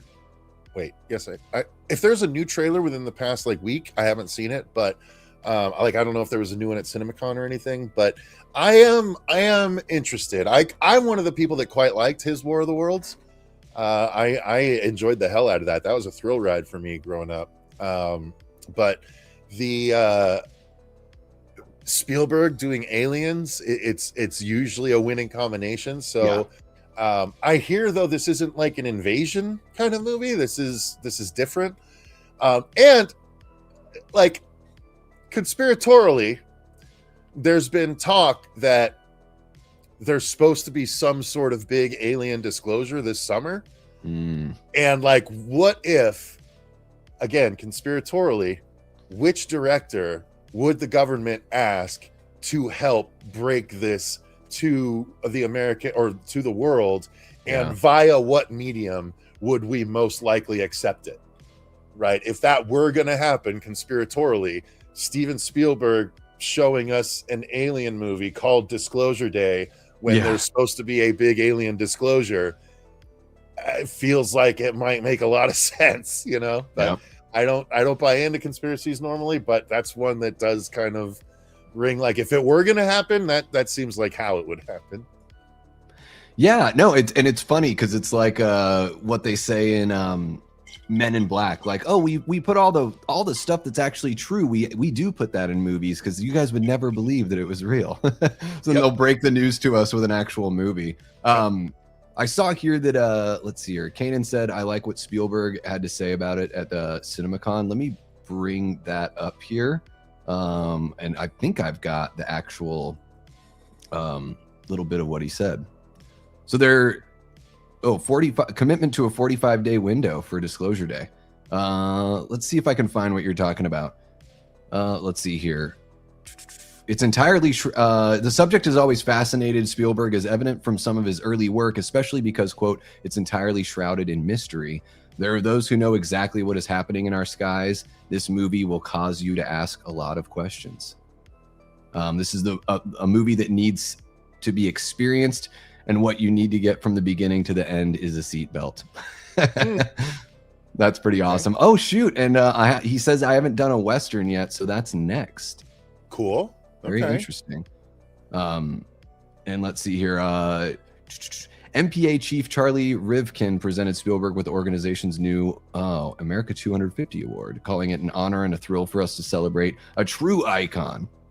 Yeah, there's something about Spielberg. He's pretty all right. But yeah, they're talking about a 45-day commitment to the theater. Yeah, but that's what we found out like a couple months ago, that was going to be the case. Oh, gotcha. I didn't think that was going to be. I like. Did he say? Do I hear 60? Because that would be funny. I think that's what it is. Yeah, I think that's what they're saying here. This was his first appearance at the annual Las Vegas Exposition Conference, and he effusively thanked the assembled cinema owners who greeted him like a hero, stressing the importance of exclusive windows like Universal's recent 45-day commitment. And yeah, he did say, quote, "Do I hear 60?" Yeah. It's okay for movies to be in the theater for 2 months, guys. You know, we're way too spoiled. And when you know a movie is going to be streaming in 4 weeks, you don't go to the theater, or some people don't, right? It's one of those things, you know? Well, it gives, now that it's funny because, yeah, we used to have to wait like 4 months to see the movies from the theaters. And it allowed the movie to build anticipation again. I think that's probably why video stores, okay, all of you youngins here, you're not going to know this, but when video stores were popular, I know all of you guys know about Blockbuster from all the TikToks. So that's how you experience it. But back in the day, when movies were released on VHS, not even on DVD or anything, but when it was released on VHS, it was released to video stores first, or it was available through distributors, and video stores are the ones that would buy them, so that way they would rent them out. But a single VHS tape of a movie that came out would be like $100. So they would spend $100 on every single one. Like, so those massive walls at Blockbuster, that was $100 for every single one of those tapes that they put out there. And they just would overbuy when they knew they were going to rent out and they were going to make their money back, because all the tapes would be gone for a number of weeks. But that only happened because there was 4 months of anticipation where people that didn't get to see it in the theater were waiting for their chance to see it. And so video stores at the time were able to afford and were able to justify paying that price for those movies because everyone was ready to go when they hit the video stores. You know what I mean? Yeah. So there's not that sort of setup anymore. So there's not that sort of anticipation. So by the time a movie hits streaming, it's more of a ploop instead of a splash. You know what I mean? Yeah. Yeah, it seems like it's done. You know, studios get really antsy, right? The first couple weeks don't go very well, and they're probably thinking, well, we don't want people to forget the movie exists. So let's announce that in 2 weeks it's going to go digital and they can rent it for $15. Yeah. And then 2 weeks after that, it'll be on like Peacock or whatever. But you're cutting the legs out from under the potential. Like, once that becomes the norm, people say to themselves, even for a movie they might have seen a few years ago, they're like, well, I'll just wait a few weeks and I can watch it at home. You know, it's just, it's that simple, right? So it is one of those dicey things where it's like the theaters need to, I mean, I love having the A-list for AMC. It makes it like really easy for me to want to see movies. But ultimately, it's, you know, quality of movies and the theater experience that's going to get people back in. You know, can't force people back in. But also, I do think they need to let some of these movies just kind of like stay out there. They need to be committed. Like, I don't know how you feel about this or if you've talked about it. I thought it was kind of a bummer, like what happened with Superman, because I think Superman would have been able to make more money if they didn't come out and make that announcement. It seems like they, you know, the movie was received well and was doing well, and then they were like, oh, we're putting it out on digital. And it just, and then it's, you know, and everyone was like, that's like all the Snyder, you know, the Snyder heads were like, yeah, Man of Steel made more money in its theatrical run. It was like Man of Steel was also in the theater for 2 months longer than Superman was. You know, like it's that it is Superman 2025 had 1/3 of the time in the theater that Man of Steel did, and yet it came within 30 million of it. You know, it's pretty wild. Like if they had let it ride, it would have blown Man of Steel out of the water. Like, absolutely. Yeah. And really, it just comes down to the studio heads and the executives just, you know, putting their foot down and being like, no, because you guarantee that the Odyssey by Christopher Nolan is going to have a very healthy theatrical run. It shouldn't be just people like Christopher Nolan and Steven Spielberg that get those. Like, that's the shame, that it's becoming so exclusive that only auteurs can have a legit run in the theater. The way that you would have, like, Baby's Day Out had a longer theatrical run in the early 90s than movies that are, like, you know, far better than it these days. Let's see here, Cecil. We got a few more things we can jump into. I don't know if we want to touch on everything, or it's up to you, man. It's you're driving this boat. Yeah, for sure. So, guys, we did get some more scary movie stuff, so we might as well have a little chat about it here. You know, historically speaking, I haven't been the biggest fan of this franchise. I think the second movie is pretty damn funny. But man, I think the trailer that they put out for this 6th movie is like the funniest thing I've seen from the entire franchise. So, you know, right here, the headline says they're going to be riffing on Get Out, Weapons, Sinners, Long Legs, John Wick, and more. And they showed off some new footage at CinemaCon that we'll probably no doubt see here in a bit. This is another example of a movie that was bumped up 2 weeks with its release date. And it seems like that was because of the buzz that was generated from that trailer that dropped with Scream 7. So, Cecil, first off, you know, your thoughts on the franchise real quick, and then what did you think of the teaser that we got?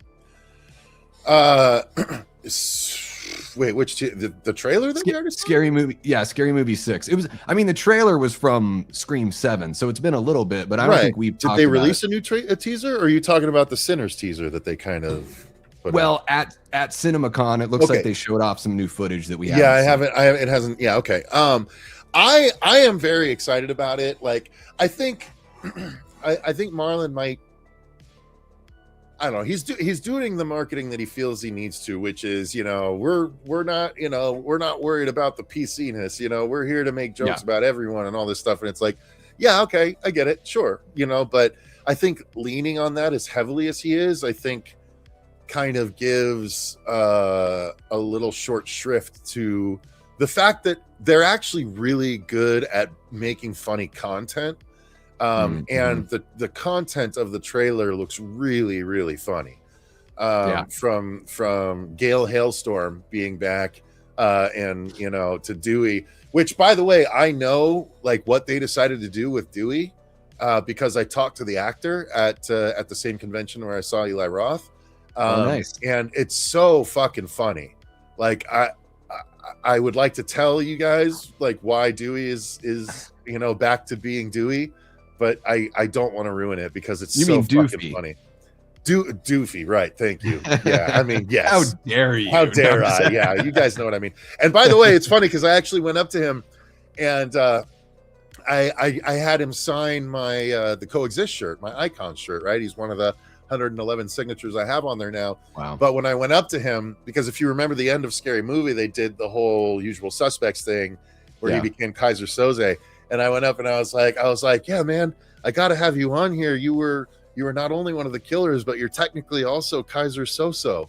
And he's like, yeah, he's like, wait, he's like, Kaiser, he's like, oh, that's hilarious. Like, Kaiser, so, you know, it's like, yeah, exactly. So he's like, I'm going to put that on my merch for the next convention. But yeah, so when I was talking to him, he told me what happened, and it's so fucking funny, but I don't want to ruin the joke for everyone. So I definitely won't, but it's really good. And so are you looking forward to this one? Sorry, yes. So I am. I forgot your original question. No, I am very excited because it does look like a return to form. Again, as Marlon has talked about numerous times, they did 1 and 2. They were ready to do 3. They prepared everything for 3, and then the studio decided to save some money and replace them as directors. But they used all of their prepared work, just like, you know, not dissimilar from Eli Roth in the Meg movie.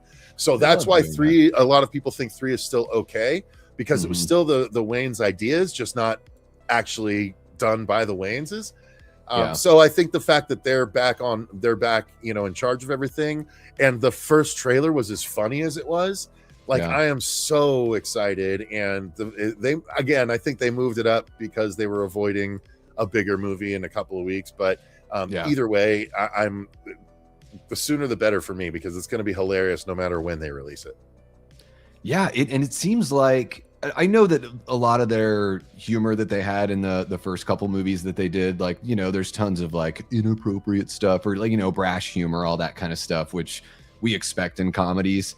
It does seem like what we've seen in this trailer so far is, I'm not saying like more mature, but what we've seen seems a little less sophomoric, but still like really dangerous and really biting, you know, like a bit more, not risque, but a bit more risky in 2026 to do this kind of humor. But it's something that's going to be, I think, so refreshing that probably like a lot of people really, you know, are going to love letting their hair down and having a theatrical experience where they can just laugh at everyone, kind of like a South Park, everyone's got a target on them sort of thing. Which I was surprised at. Like, honestly, like this trailer, again, it kind of hit me on all the sensibilities. I grew up watching like Airplane and Hot Shots and, you know, Naked Gun and all that kind of stuff. So I'm all for that. And I'm pumped that they're back too, because I think the Wayans brothers, I think this could be the best one here in the franchise for sure. Let's see a Fire Marshal Bill movie. It would be, how cool would it be if they got the In Living Color alumni to like cameo in this movie? You know, just like we haven't seen those. This is totally off topic from, you know, Scary Movie, but just seeing a reunion of some of those people from In Living Color would be really cool. Because I think you really could. I think everyone's still around, right? Tommy Davidson, Kim, you know, the sister Kim, like all the Wayanses are there. I'm not sure about the white woman. I can't remember what the white woman's name was. I can't remember her name either. I think David Allen Greer. David Allen, Dag is still around, but Jamie think Foxx was technically there at the end. I would love if they did like give them a Malcolm in the Middle 4-episode, you know, reboot kind of thing. Just like they don't need to commit to doing a whole season or multiple seasons. Just give them like 3-4 episodes where we can just, you know, check in on Homie the Clown and check in on Fire Marshal Bill and, you know, all his guys. Check in on the Men on Film. For fuck's sake, dude, the Men on Film could have the sketches would write themselves with the amount of LGBTQ plus representation in movies nowadays. Like, it'd be hilarious. You know what I mean? Holy shit. Dominic, yes, there's stuff working in the background. Nothing official yet, but working on stuff. Yes. Yeah. Hated it. 2 snaps and a twist. You know? Dude, they did the Super Bowl halftime show one of those years that Fox had the Super Bowl, and the NFL was like, never again. Yep. Like, because they did a whole Men on Film thing, and the NFL did not like what they were saying. But yeah, it would be amazing. Thank you, Kelly Caulfield. Okay, cool. That was her name. And so Scary Movie 6, hear me out for your weapons parody. Have Jim Carrey play Aunt Gladys. Yeah. That's a great idea, actually. Well, like whoever's playing Art the Clown in it seems like they're gonna do a really spot on version. So it's pretty funny. They'll just hire David Howard Thornton. He's not doing anything right now. We got a couple others. I want to jump into another one that's a bit of nostalgia here. Escape from New York and The Howling remakes, both announced by Studio Canal. Okay. So, The Howling, we talked about it a little bit. That's a straight up, horror movie. Escape from New York, it's John Carpenter, so it's not horror, but it's... If they do a Howling remake and they go fucking CG for the effects... that's a boycott for me. Like, just will.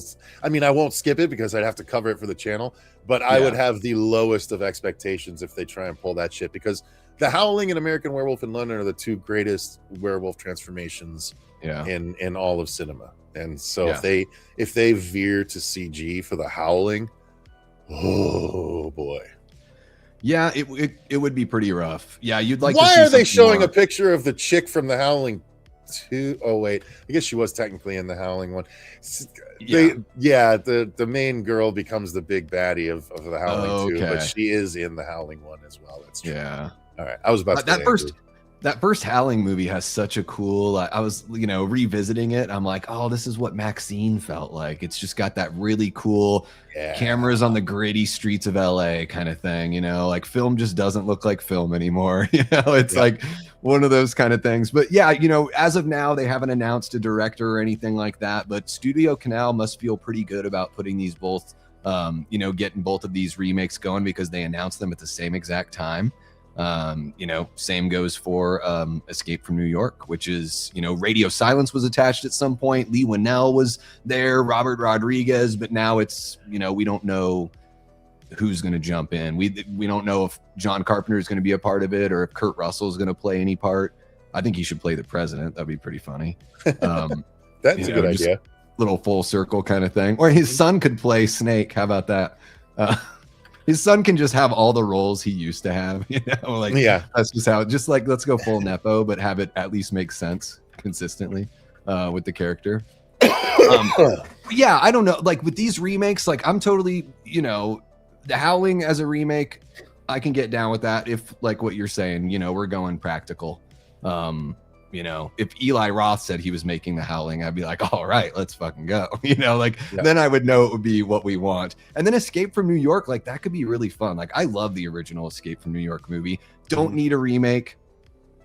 It could be fun. Like if they do what David Gordon Green did as far as bring back John to do music and to just be like the marketing guy, kind of, like the ambassador, then you're going to do well for yourself as far as like setting up, the fans to receive your film. So quite frankly, I feel like a They Live remake would have been more prescient.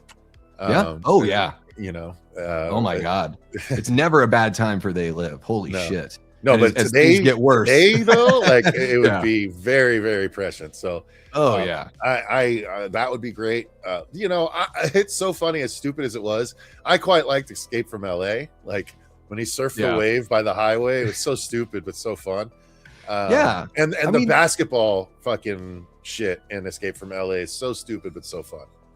They're absurd movies, but that's just the fun nature of whenever you put Kurt Russell and John Carpenter together, you're gonna have a damn good time.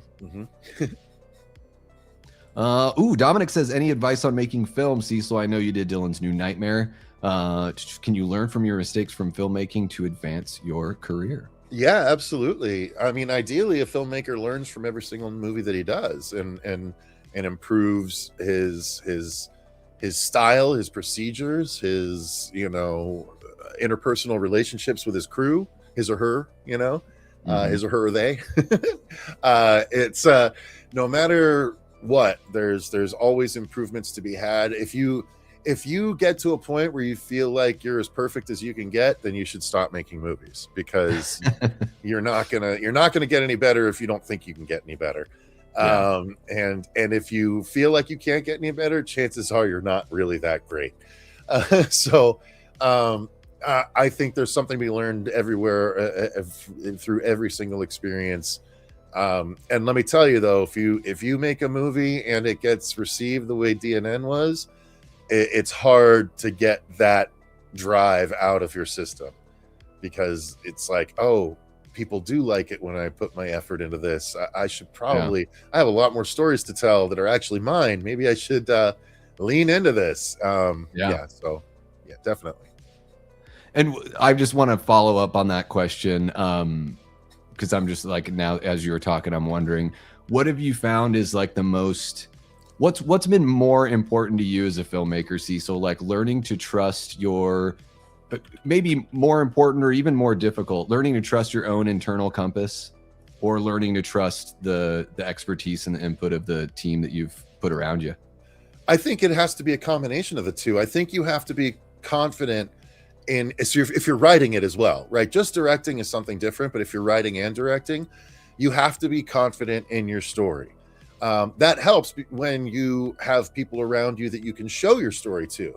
And if people react well to your story, because here's the thing, like, I think having the right crew probably matters more than the script itself. But if your script isn't good enough, you're not going to attract the right crew. So it's a bit of an Ouroboros, snake eating its own tail kind of thing, where you're not going to get a good crew without a good idea, but you're not going to be able to execute a good idea without a good crew. So yeah, they're both very important, but I'd say if you're confident in the story that you write and you are presenting to people, then that's only going to help you get crew that helps you achieve your vision on as high a level as you possibly can. And the one thing that I recommend do not do as a director, as a writer-director, is feel like that your opinion is better than everyone else's, because it's not. You might have a clearer vision of the story in your mind than everyone else does because it's your story, but that truly doesn't mean that you know how best to get that to the final state.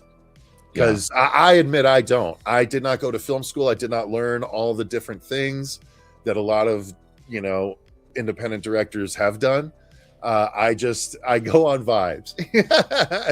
As annoying as it is to say, my film school was watching as many movies as I did growing up. And a lot of people are able to learn that way. They're able to realize that there's a rhythm to film. There's a way to make sure your characters are interesting. It's funny. I'm writing my story. I'm actually making one of the early elevator pitches that I did has a story that I'm actually writing into a actual short story. And I'm so happy with how it's coming out that I'm excited to get it in front of people's eyes. So you have to be confident enough in your own work. Like, it's like Kevin Smith says, I ape so much Kevin Smith shit. He says, if I don't like my stuff, how can I expect anyone else to? And so you have to be confident in what you're doing, but it's even better if people that you show it to like it as well, because that puts wind in your sails, and then the whole ship starts moving. You know what I mean? Yeah, no, that sounds like just with writing music. No, that's definitely not me, Eli. Really? I had no idea. Share. We need to know so Cecil can throw down. Email me the link, Eli. Email me the link. Yeah. Don't post it. Oh, there it is. No, there's probably the right link. That's probably the right watch link. To go watch. Yeah, Kevin Smith is the goat. Actually, I haven't even been able to announce exactly what, but I'm doing something really big with Kevin Smith at the end of June. And I'm very excited about it, but I can't announce it yet. So keep your eyes and ears peeled, folks. Yes, indeed. Yeah, it's one of those things where it's like, even just with writing music, sometimes you're like, I have this basic idea, and then I show it to my bandmates, and they can take it and just, elaborate on this simple idea. I can give them a demo of me playing the song, whatever, and the flourishes that they bring, just even thinking about it from a different angle and not coming at it from the creator angle, just sort of opens up perceptions, right? So it's like when you're making DNN and you say you haven't had that filmmaking or film school experience, but you got somebody like Ben Meredith that's like shooting your shit and knows what they're doing really well and is able to like sort of like, hey, don't worry, bro, I got this. Like we'll help, we'll figure this out together kind of thing. It's really cool to be able to lean on something like that. Well, that's part. Yeah, again, the only reason Ben was so good, not the only reason, but one of the reasons Ben was able to achieve what he did is because he told me early on, he's like, I could really use a lookbook, which, if you don't know, a lookbook is something that you put together as a filmmaker where you go and you find frames from past movies, tons of different movies if you can, and you put them together in a book, and you're like, okay, this is the look that I want to go for in my film. Yeah. This scene is kind of going for this scene is kind of going for this, and you put this whole thing together, and then your director of photography is like, okay, I know what I need to get in the headspace for. When you combine the lookbook and the script that you give to them, that's what happens. But again, if you have a script that's good enough to attract good talent, then you need to trust that talent to do their job. Like, I'm not going to bring Ben Meredith on and then tell Ben Meredith that I know more about where to put the camera than he does, because that is folly.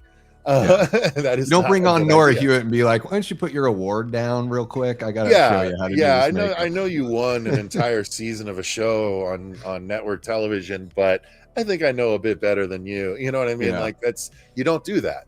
But it has to all start with something that everyone is willing to get behind. But again, if you don't have a good team, you're not going to be able to achieve shit. So I was lucky enough to have built a team over, by the time we made DNN, we had been working together for about 5+ years. Yeah, and I mean the product speaks for itself with what you did there. And Dominic says, I asked Cecil, I asked because I made 5 short films so far. I want to make a feature film, but I'm afraid that I'm going to fail. Should I be more confident in myself?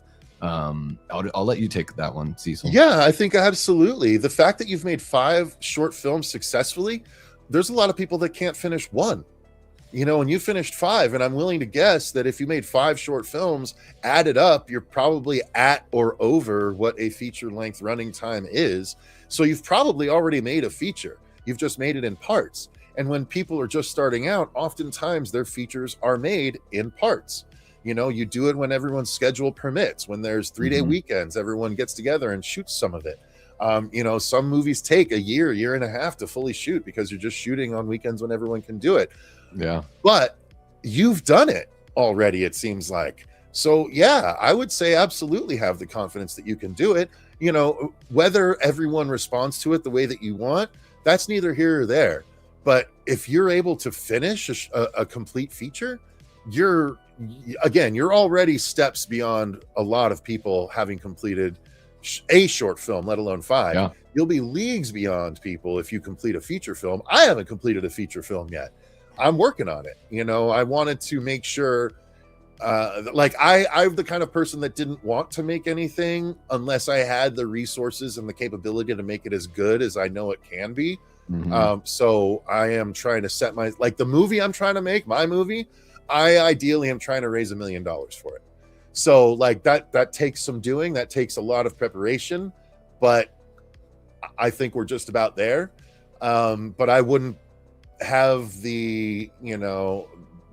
I wouldn't have even a chance of doing it if I didn't have DNN to show people, to be like, look, I can actually do this, with the right funding and stuff. And that's just the same thing you'll be able to do. You'll have a movie that you can be like, look, I finished a movie, and that's way more than a lot of people can do. Yeah. And Dom, you just gotta, it's like, I mean, with making videos, even here on YouTube or going live, I always tell myself, just be better than you were the day before, like compete with yourself, So that's, one thing you can do there as well, is each time you do another short film, you just try to, make those improvements and worry about, bettering what you do and not so much comparison or anything. Yeah. I was just reading Kanan's thing here too. Yeah. I can only imagine. Guys, I talk a lot about movies, and I know that I can, I'm a critic and all that kind of stuff, and I know I don't say it every single time, but I try to make a point of bringing it up every now and then. Like, I have never made a movie. I don't know what it takes. I don't know of the hard work. I can only imagine and gather, from stories I've heard from friends and all that stuff. So I respect so much anyone that can make a film, short film, feature film, whatever. I might have my criticisms, but they've done a lot more than I've done as far as contributing to that world. So here's the thing about it though, like it's the epitome of what my dad always used to tell me. It was, find something you love to do and find a way to make money at it. And he would, and then there's also the old adage is, if you work on something you love, or if you love what you do for work, or if you love what you do, you'll never work a day. Exactly. And working on Dylan's New Nightmare, we worked on it for 6 days and then one additional day down the road, but we worked on it for 6 days in a row, Monday through Saturday. And at the end of that Saturday, I crashed harder than I've ever crashed before. Like my body kind of gave out. I had to stop for a double cheeseburger on the way home, because if you haven't made a film, if you haven't done anything like that, a short film, if you haven't made, long form YouTube videos out in the wild, you don't know that oftentimes when you're making stuff, you forget to eat. And you just get too busy and you're like, okay, you're on to the next thing. You don't realize it until you're 5 hours past when you're supposed to have eaten and your body's shutting down on you. And you're like, oh my God, I don't have any energy. I wonder why. But I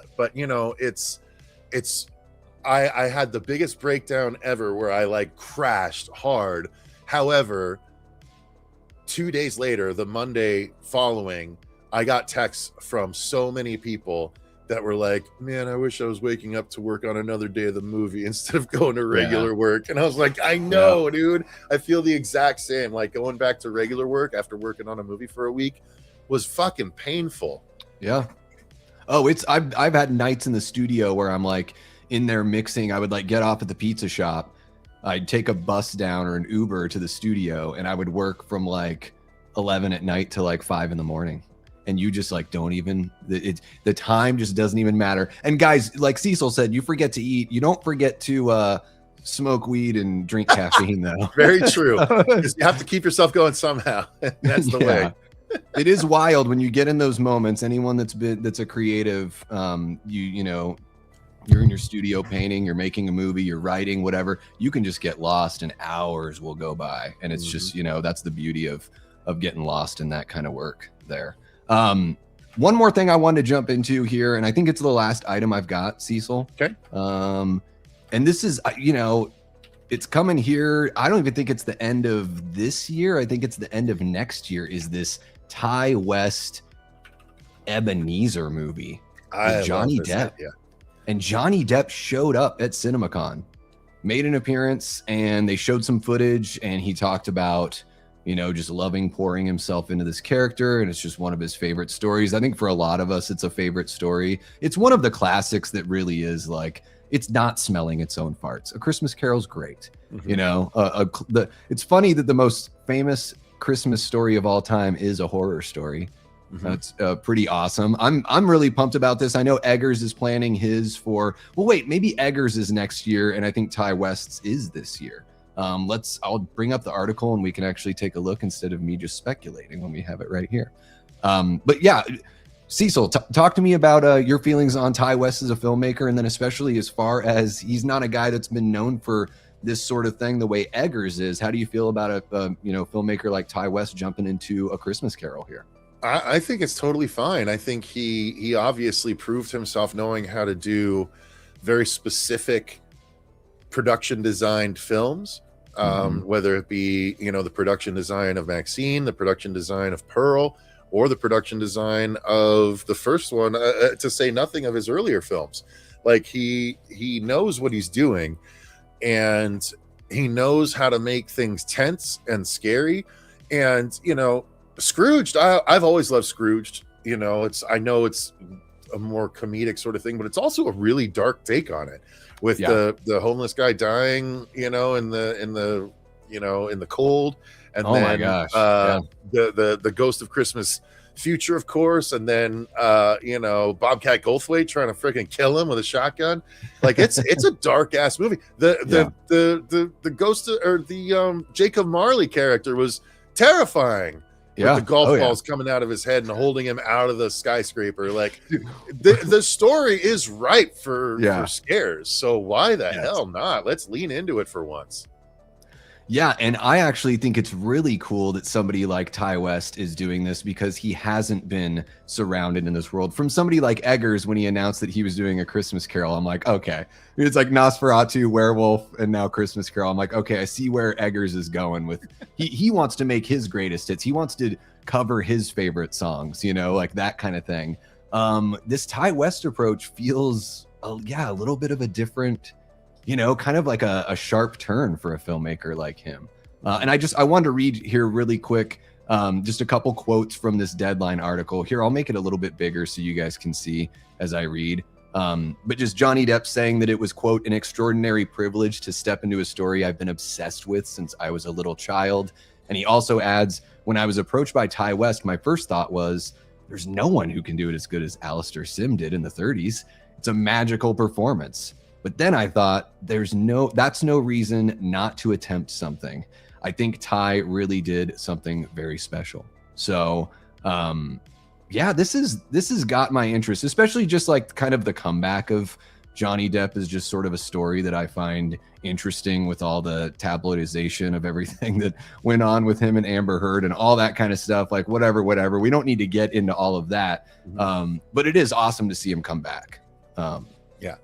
To film and do a big film. This is going to be huge.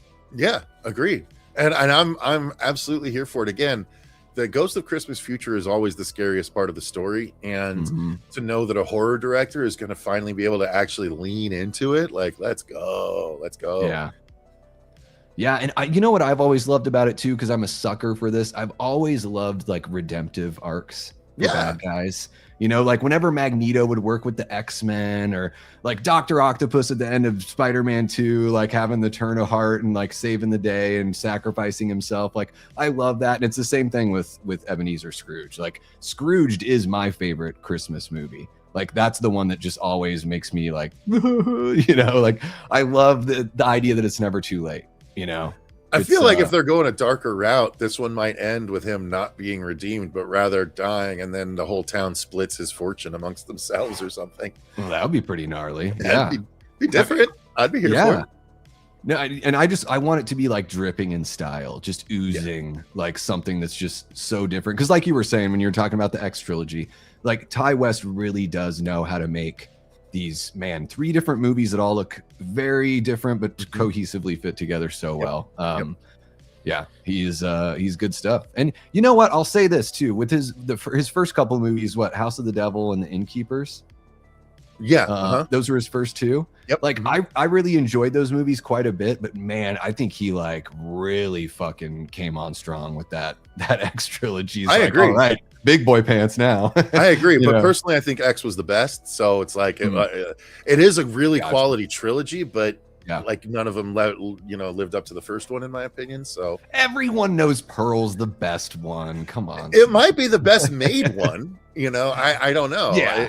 But the first one is definitely the one I like the most. I think, you know what, I think for me it's Pearl, Maxine, X, but I like them all quite a damn bit. Interesting. The whole American Giallo 80s thing of Maxine really got me. Plus I liked that they brought back the religious aspect mixed in with like the slasher of it all. The Muppets one is actually pretty awesome. I've heard that. I've never actually seen that one. It's a great story, right? It's just he did the Sacrament. I couldn't stand that, but I hate cult movies. I never saw that one. That's pretty much based on like a short he did for one of the VHS movies, isn't it?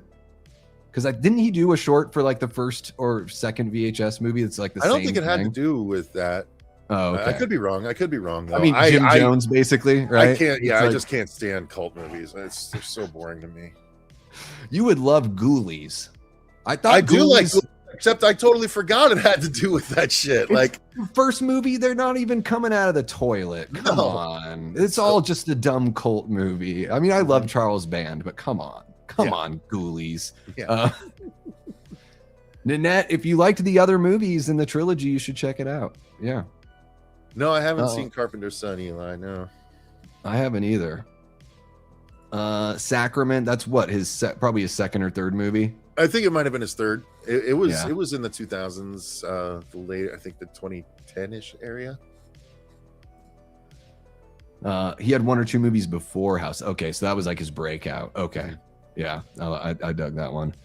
Yeah, I mean, guys, I ran through every story that I've got here for us to chat about. We've been talking for a couple hours. I'm not sure if there's anything you guys want us to hit on here, but I know it's late out there for you East Coasters. Yeah. I'm going to close the poll here that I have on my side. I totally forgot it was even open. I probably should have put some more polls in there, but 59 votes, and everyone's banking on the Don Mancini Chucky movie to come out before a Friday the 13th movie, a Halloween movie, or a Nightmare on Elm Street film. So there you go. Not a bad bet. Not a bad bet at all. Cecil, what do you got coming up here on the channel? Well, we have a little bit more coverage from the Phoenix Film Festival and International Horror and Sci-Fi Film Festival. We saw The Furious yesterday, which is a really it's getting a ton of hype. It's the next Raid movie, where it's foreign, crazy, over the top action. It's basically the Raid mixed with Taken. And it's phenomenal. It's so cool. There's so much cool action, so many crazy ideas that they somehow managed to pull off. I won't say much more than that, but it's fantastic. And then we're seeing a couple tomorrow. We're seeing one called Grind, and then one called 15, which is just called Quince, because it's also foreign. And then on Sunday we're seeing Friday the 69th. Which is, it's as I understand it, it's exactly what it sounds like. So we'll see. But yeah, so that coverage will be coming. I did a reaction to the Insidious trailer. I reacted to the new Passenger trailer. I covered the new Mummy movie. So all that good stuff going on there. And eventually, I'm going to do a best horror or best monsters series. That's going to be like a 5-part series. So sweet. It's gonna take some time, but it's gonna be worth it. Yeah, it's gonna take some time, just like Friday the 69th. Oh yeah. We've got a couple questions here. So Kanan wants to know what's each of our most anticipated to come this year. I guess, do you mean any movie or horror? Ooh, let's do both. How about that? You could do one non-horror, one horror. You can open one present on Christmas Eve and the rest on. I don't stay that up on non-horror stuff, but it would be Supergirl. I don't know if it'd be Supergirl or Avengers Doomsday, even though I don't really give a shit about Marvel very much. And you've I already don't know about Obsession. That. Yeah, I saw Obsession, but I think my most anticipated for the year was Backrooms. So I'm really excited about Backrooms. I really hope it's good. I am anticipating it will be, because Kane Pixels is doing it, and he made the first few Backrooms YouTube videos. So I'm excited for that. The Spider-Man one I'm not really that interested in. Disclosure Day I'm excited for. You know what? The end of Oak Street really looks cool to me, because I love a good dinosaur movie, and it's been puzzling to me why we've been, over the last 33 years, we've only gotten Jurassic Park big budget movies. We got 65, and then we got The Sound of Thunder at one point. But that's about it. So yeah, I'm excited for more big budget dinosaur stuff. Yeah, that one looks pretty interesting. Don't really know what to think of it, but I like the cast and I like what we're seeing. My most anticipated is Evil Dead Burn. I'm just like, it's, how can it not be? I'm such a huge fan. And not Crystal Lake? Well, as far as TV shows go, I do think, I'm very encouraged by everything we've been seeing. Like Welcome to Derry made me feel so much better about Crystal Lake, just seeing what Brad Caleb Kane, I know he wasn't the sole showrunner on that show, but man, Welcome to Derry looked so strong. The costume, the production value, just everything about it. And then seeing the pictures from Crystal Lake, I'm like, it looks like he's bringing that same oomph over. So as long as the story's good, I'm actually feeling pretty all right about that. But Evil Dead Burn's got to be it. I hope it gets crazy. I want it to be even nuttier than Evil Dead Rise was. And then Nanette, I was kind of asking the same thing here, what we're most excited about. Yeah, for what we talked about tonight, it's still Evil Dead for me. It's Godzilla for me. Yeah, I can totally see that. And I'm still I guess I could have said Obsession is another like most anticipated. I've been good.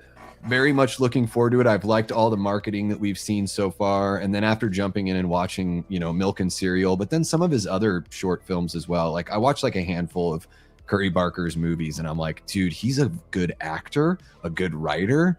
He's got good vision. Like, let's go, So yeah, looking forward to that one. And I'm mad that Cecil got to see it early. Prince is looking forward to Devil Wears Prada 2 and Dune Part 3. Fair enough. I actually don't mind that first Devil Wears Prada movie, but I'm a big Simon Baker fan. So there you go. It's entertaining, yeah. Yeah. Obsession. Oh, Supergirl, The Odyssey. Well, there you go. The Odyssey. I guess a lot of people are probably looking forward to that one too. Yeah. Favorite vampire movie from Dusk Till Dawn. Yeah, I think I'd probably have to say the same thing. Yeah. Yeah. Daybreakers is quality. Blade is also quality though. So yeah, they're up there.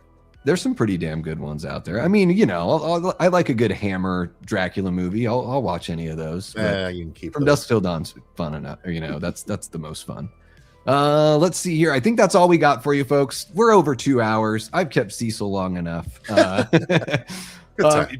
Guys, make sure to subscribe over there to the Horror Show channel if you're watching over here on the Davey Deathray side. If you're watching on the Horror Show channel side and you haven't subbed over here, we're marching towards 3,000. So think about throwing a sub, all that kind of fun stuff. I'm over there on the Horror Show channel doing, full reviews and stuff like that. But over here on my own channel, I, cover a lot of news and we're always just going live and talking bullshit. So it's always fun. Thank you so much for joining me this time around, Cecil. It was great to get this one going, and maybe we need to plan another one here for maybe try to knock out one of these once a month. Something like that would be kind of cool. Yeah. So that is going to wrap it up for us, guys. Thank you so much to everyone that threw super chats our way here throughout the evening. I might even be able to grab some of these and show them off really quick. Ryan Michael, we got Connor, we got Jigsaw, we got Ryan Michael again, Jigsaw again, Antonis, Jared Arnold, Mr. Super Tenor, and another one from Antonis. Thank you so much, guys, for the super chat love. Make sure to subscribe, like, hype, all that kind of fun stuff. Thank you so much to the Patreon members for both channels, YouTube channel members, moderators, all that good stuff. You guys are beautiful. We love you all so very much. And as Cecil usually says, if you've watched to this point of the stream, thank you so very much. You are extra cool for doing that. Hit that hype button. How about it? And that's going to wrap it up for us, guys. I don't have anything else. What about you, Cecil? No, that does it for me. Thanks, man. All right, guys, that's going to wrap it up here. He's been Cecil Laird, and I've been and will continue being Davey Deathray. Take care and stay scared, y'all. Stay scared.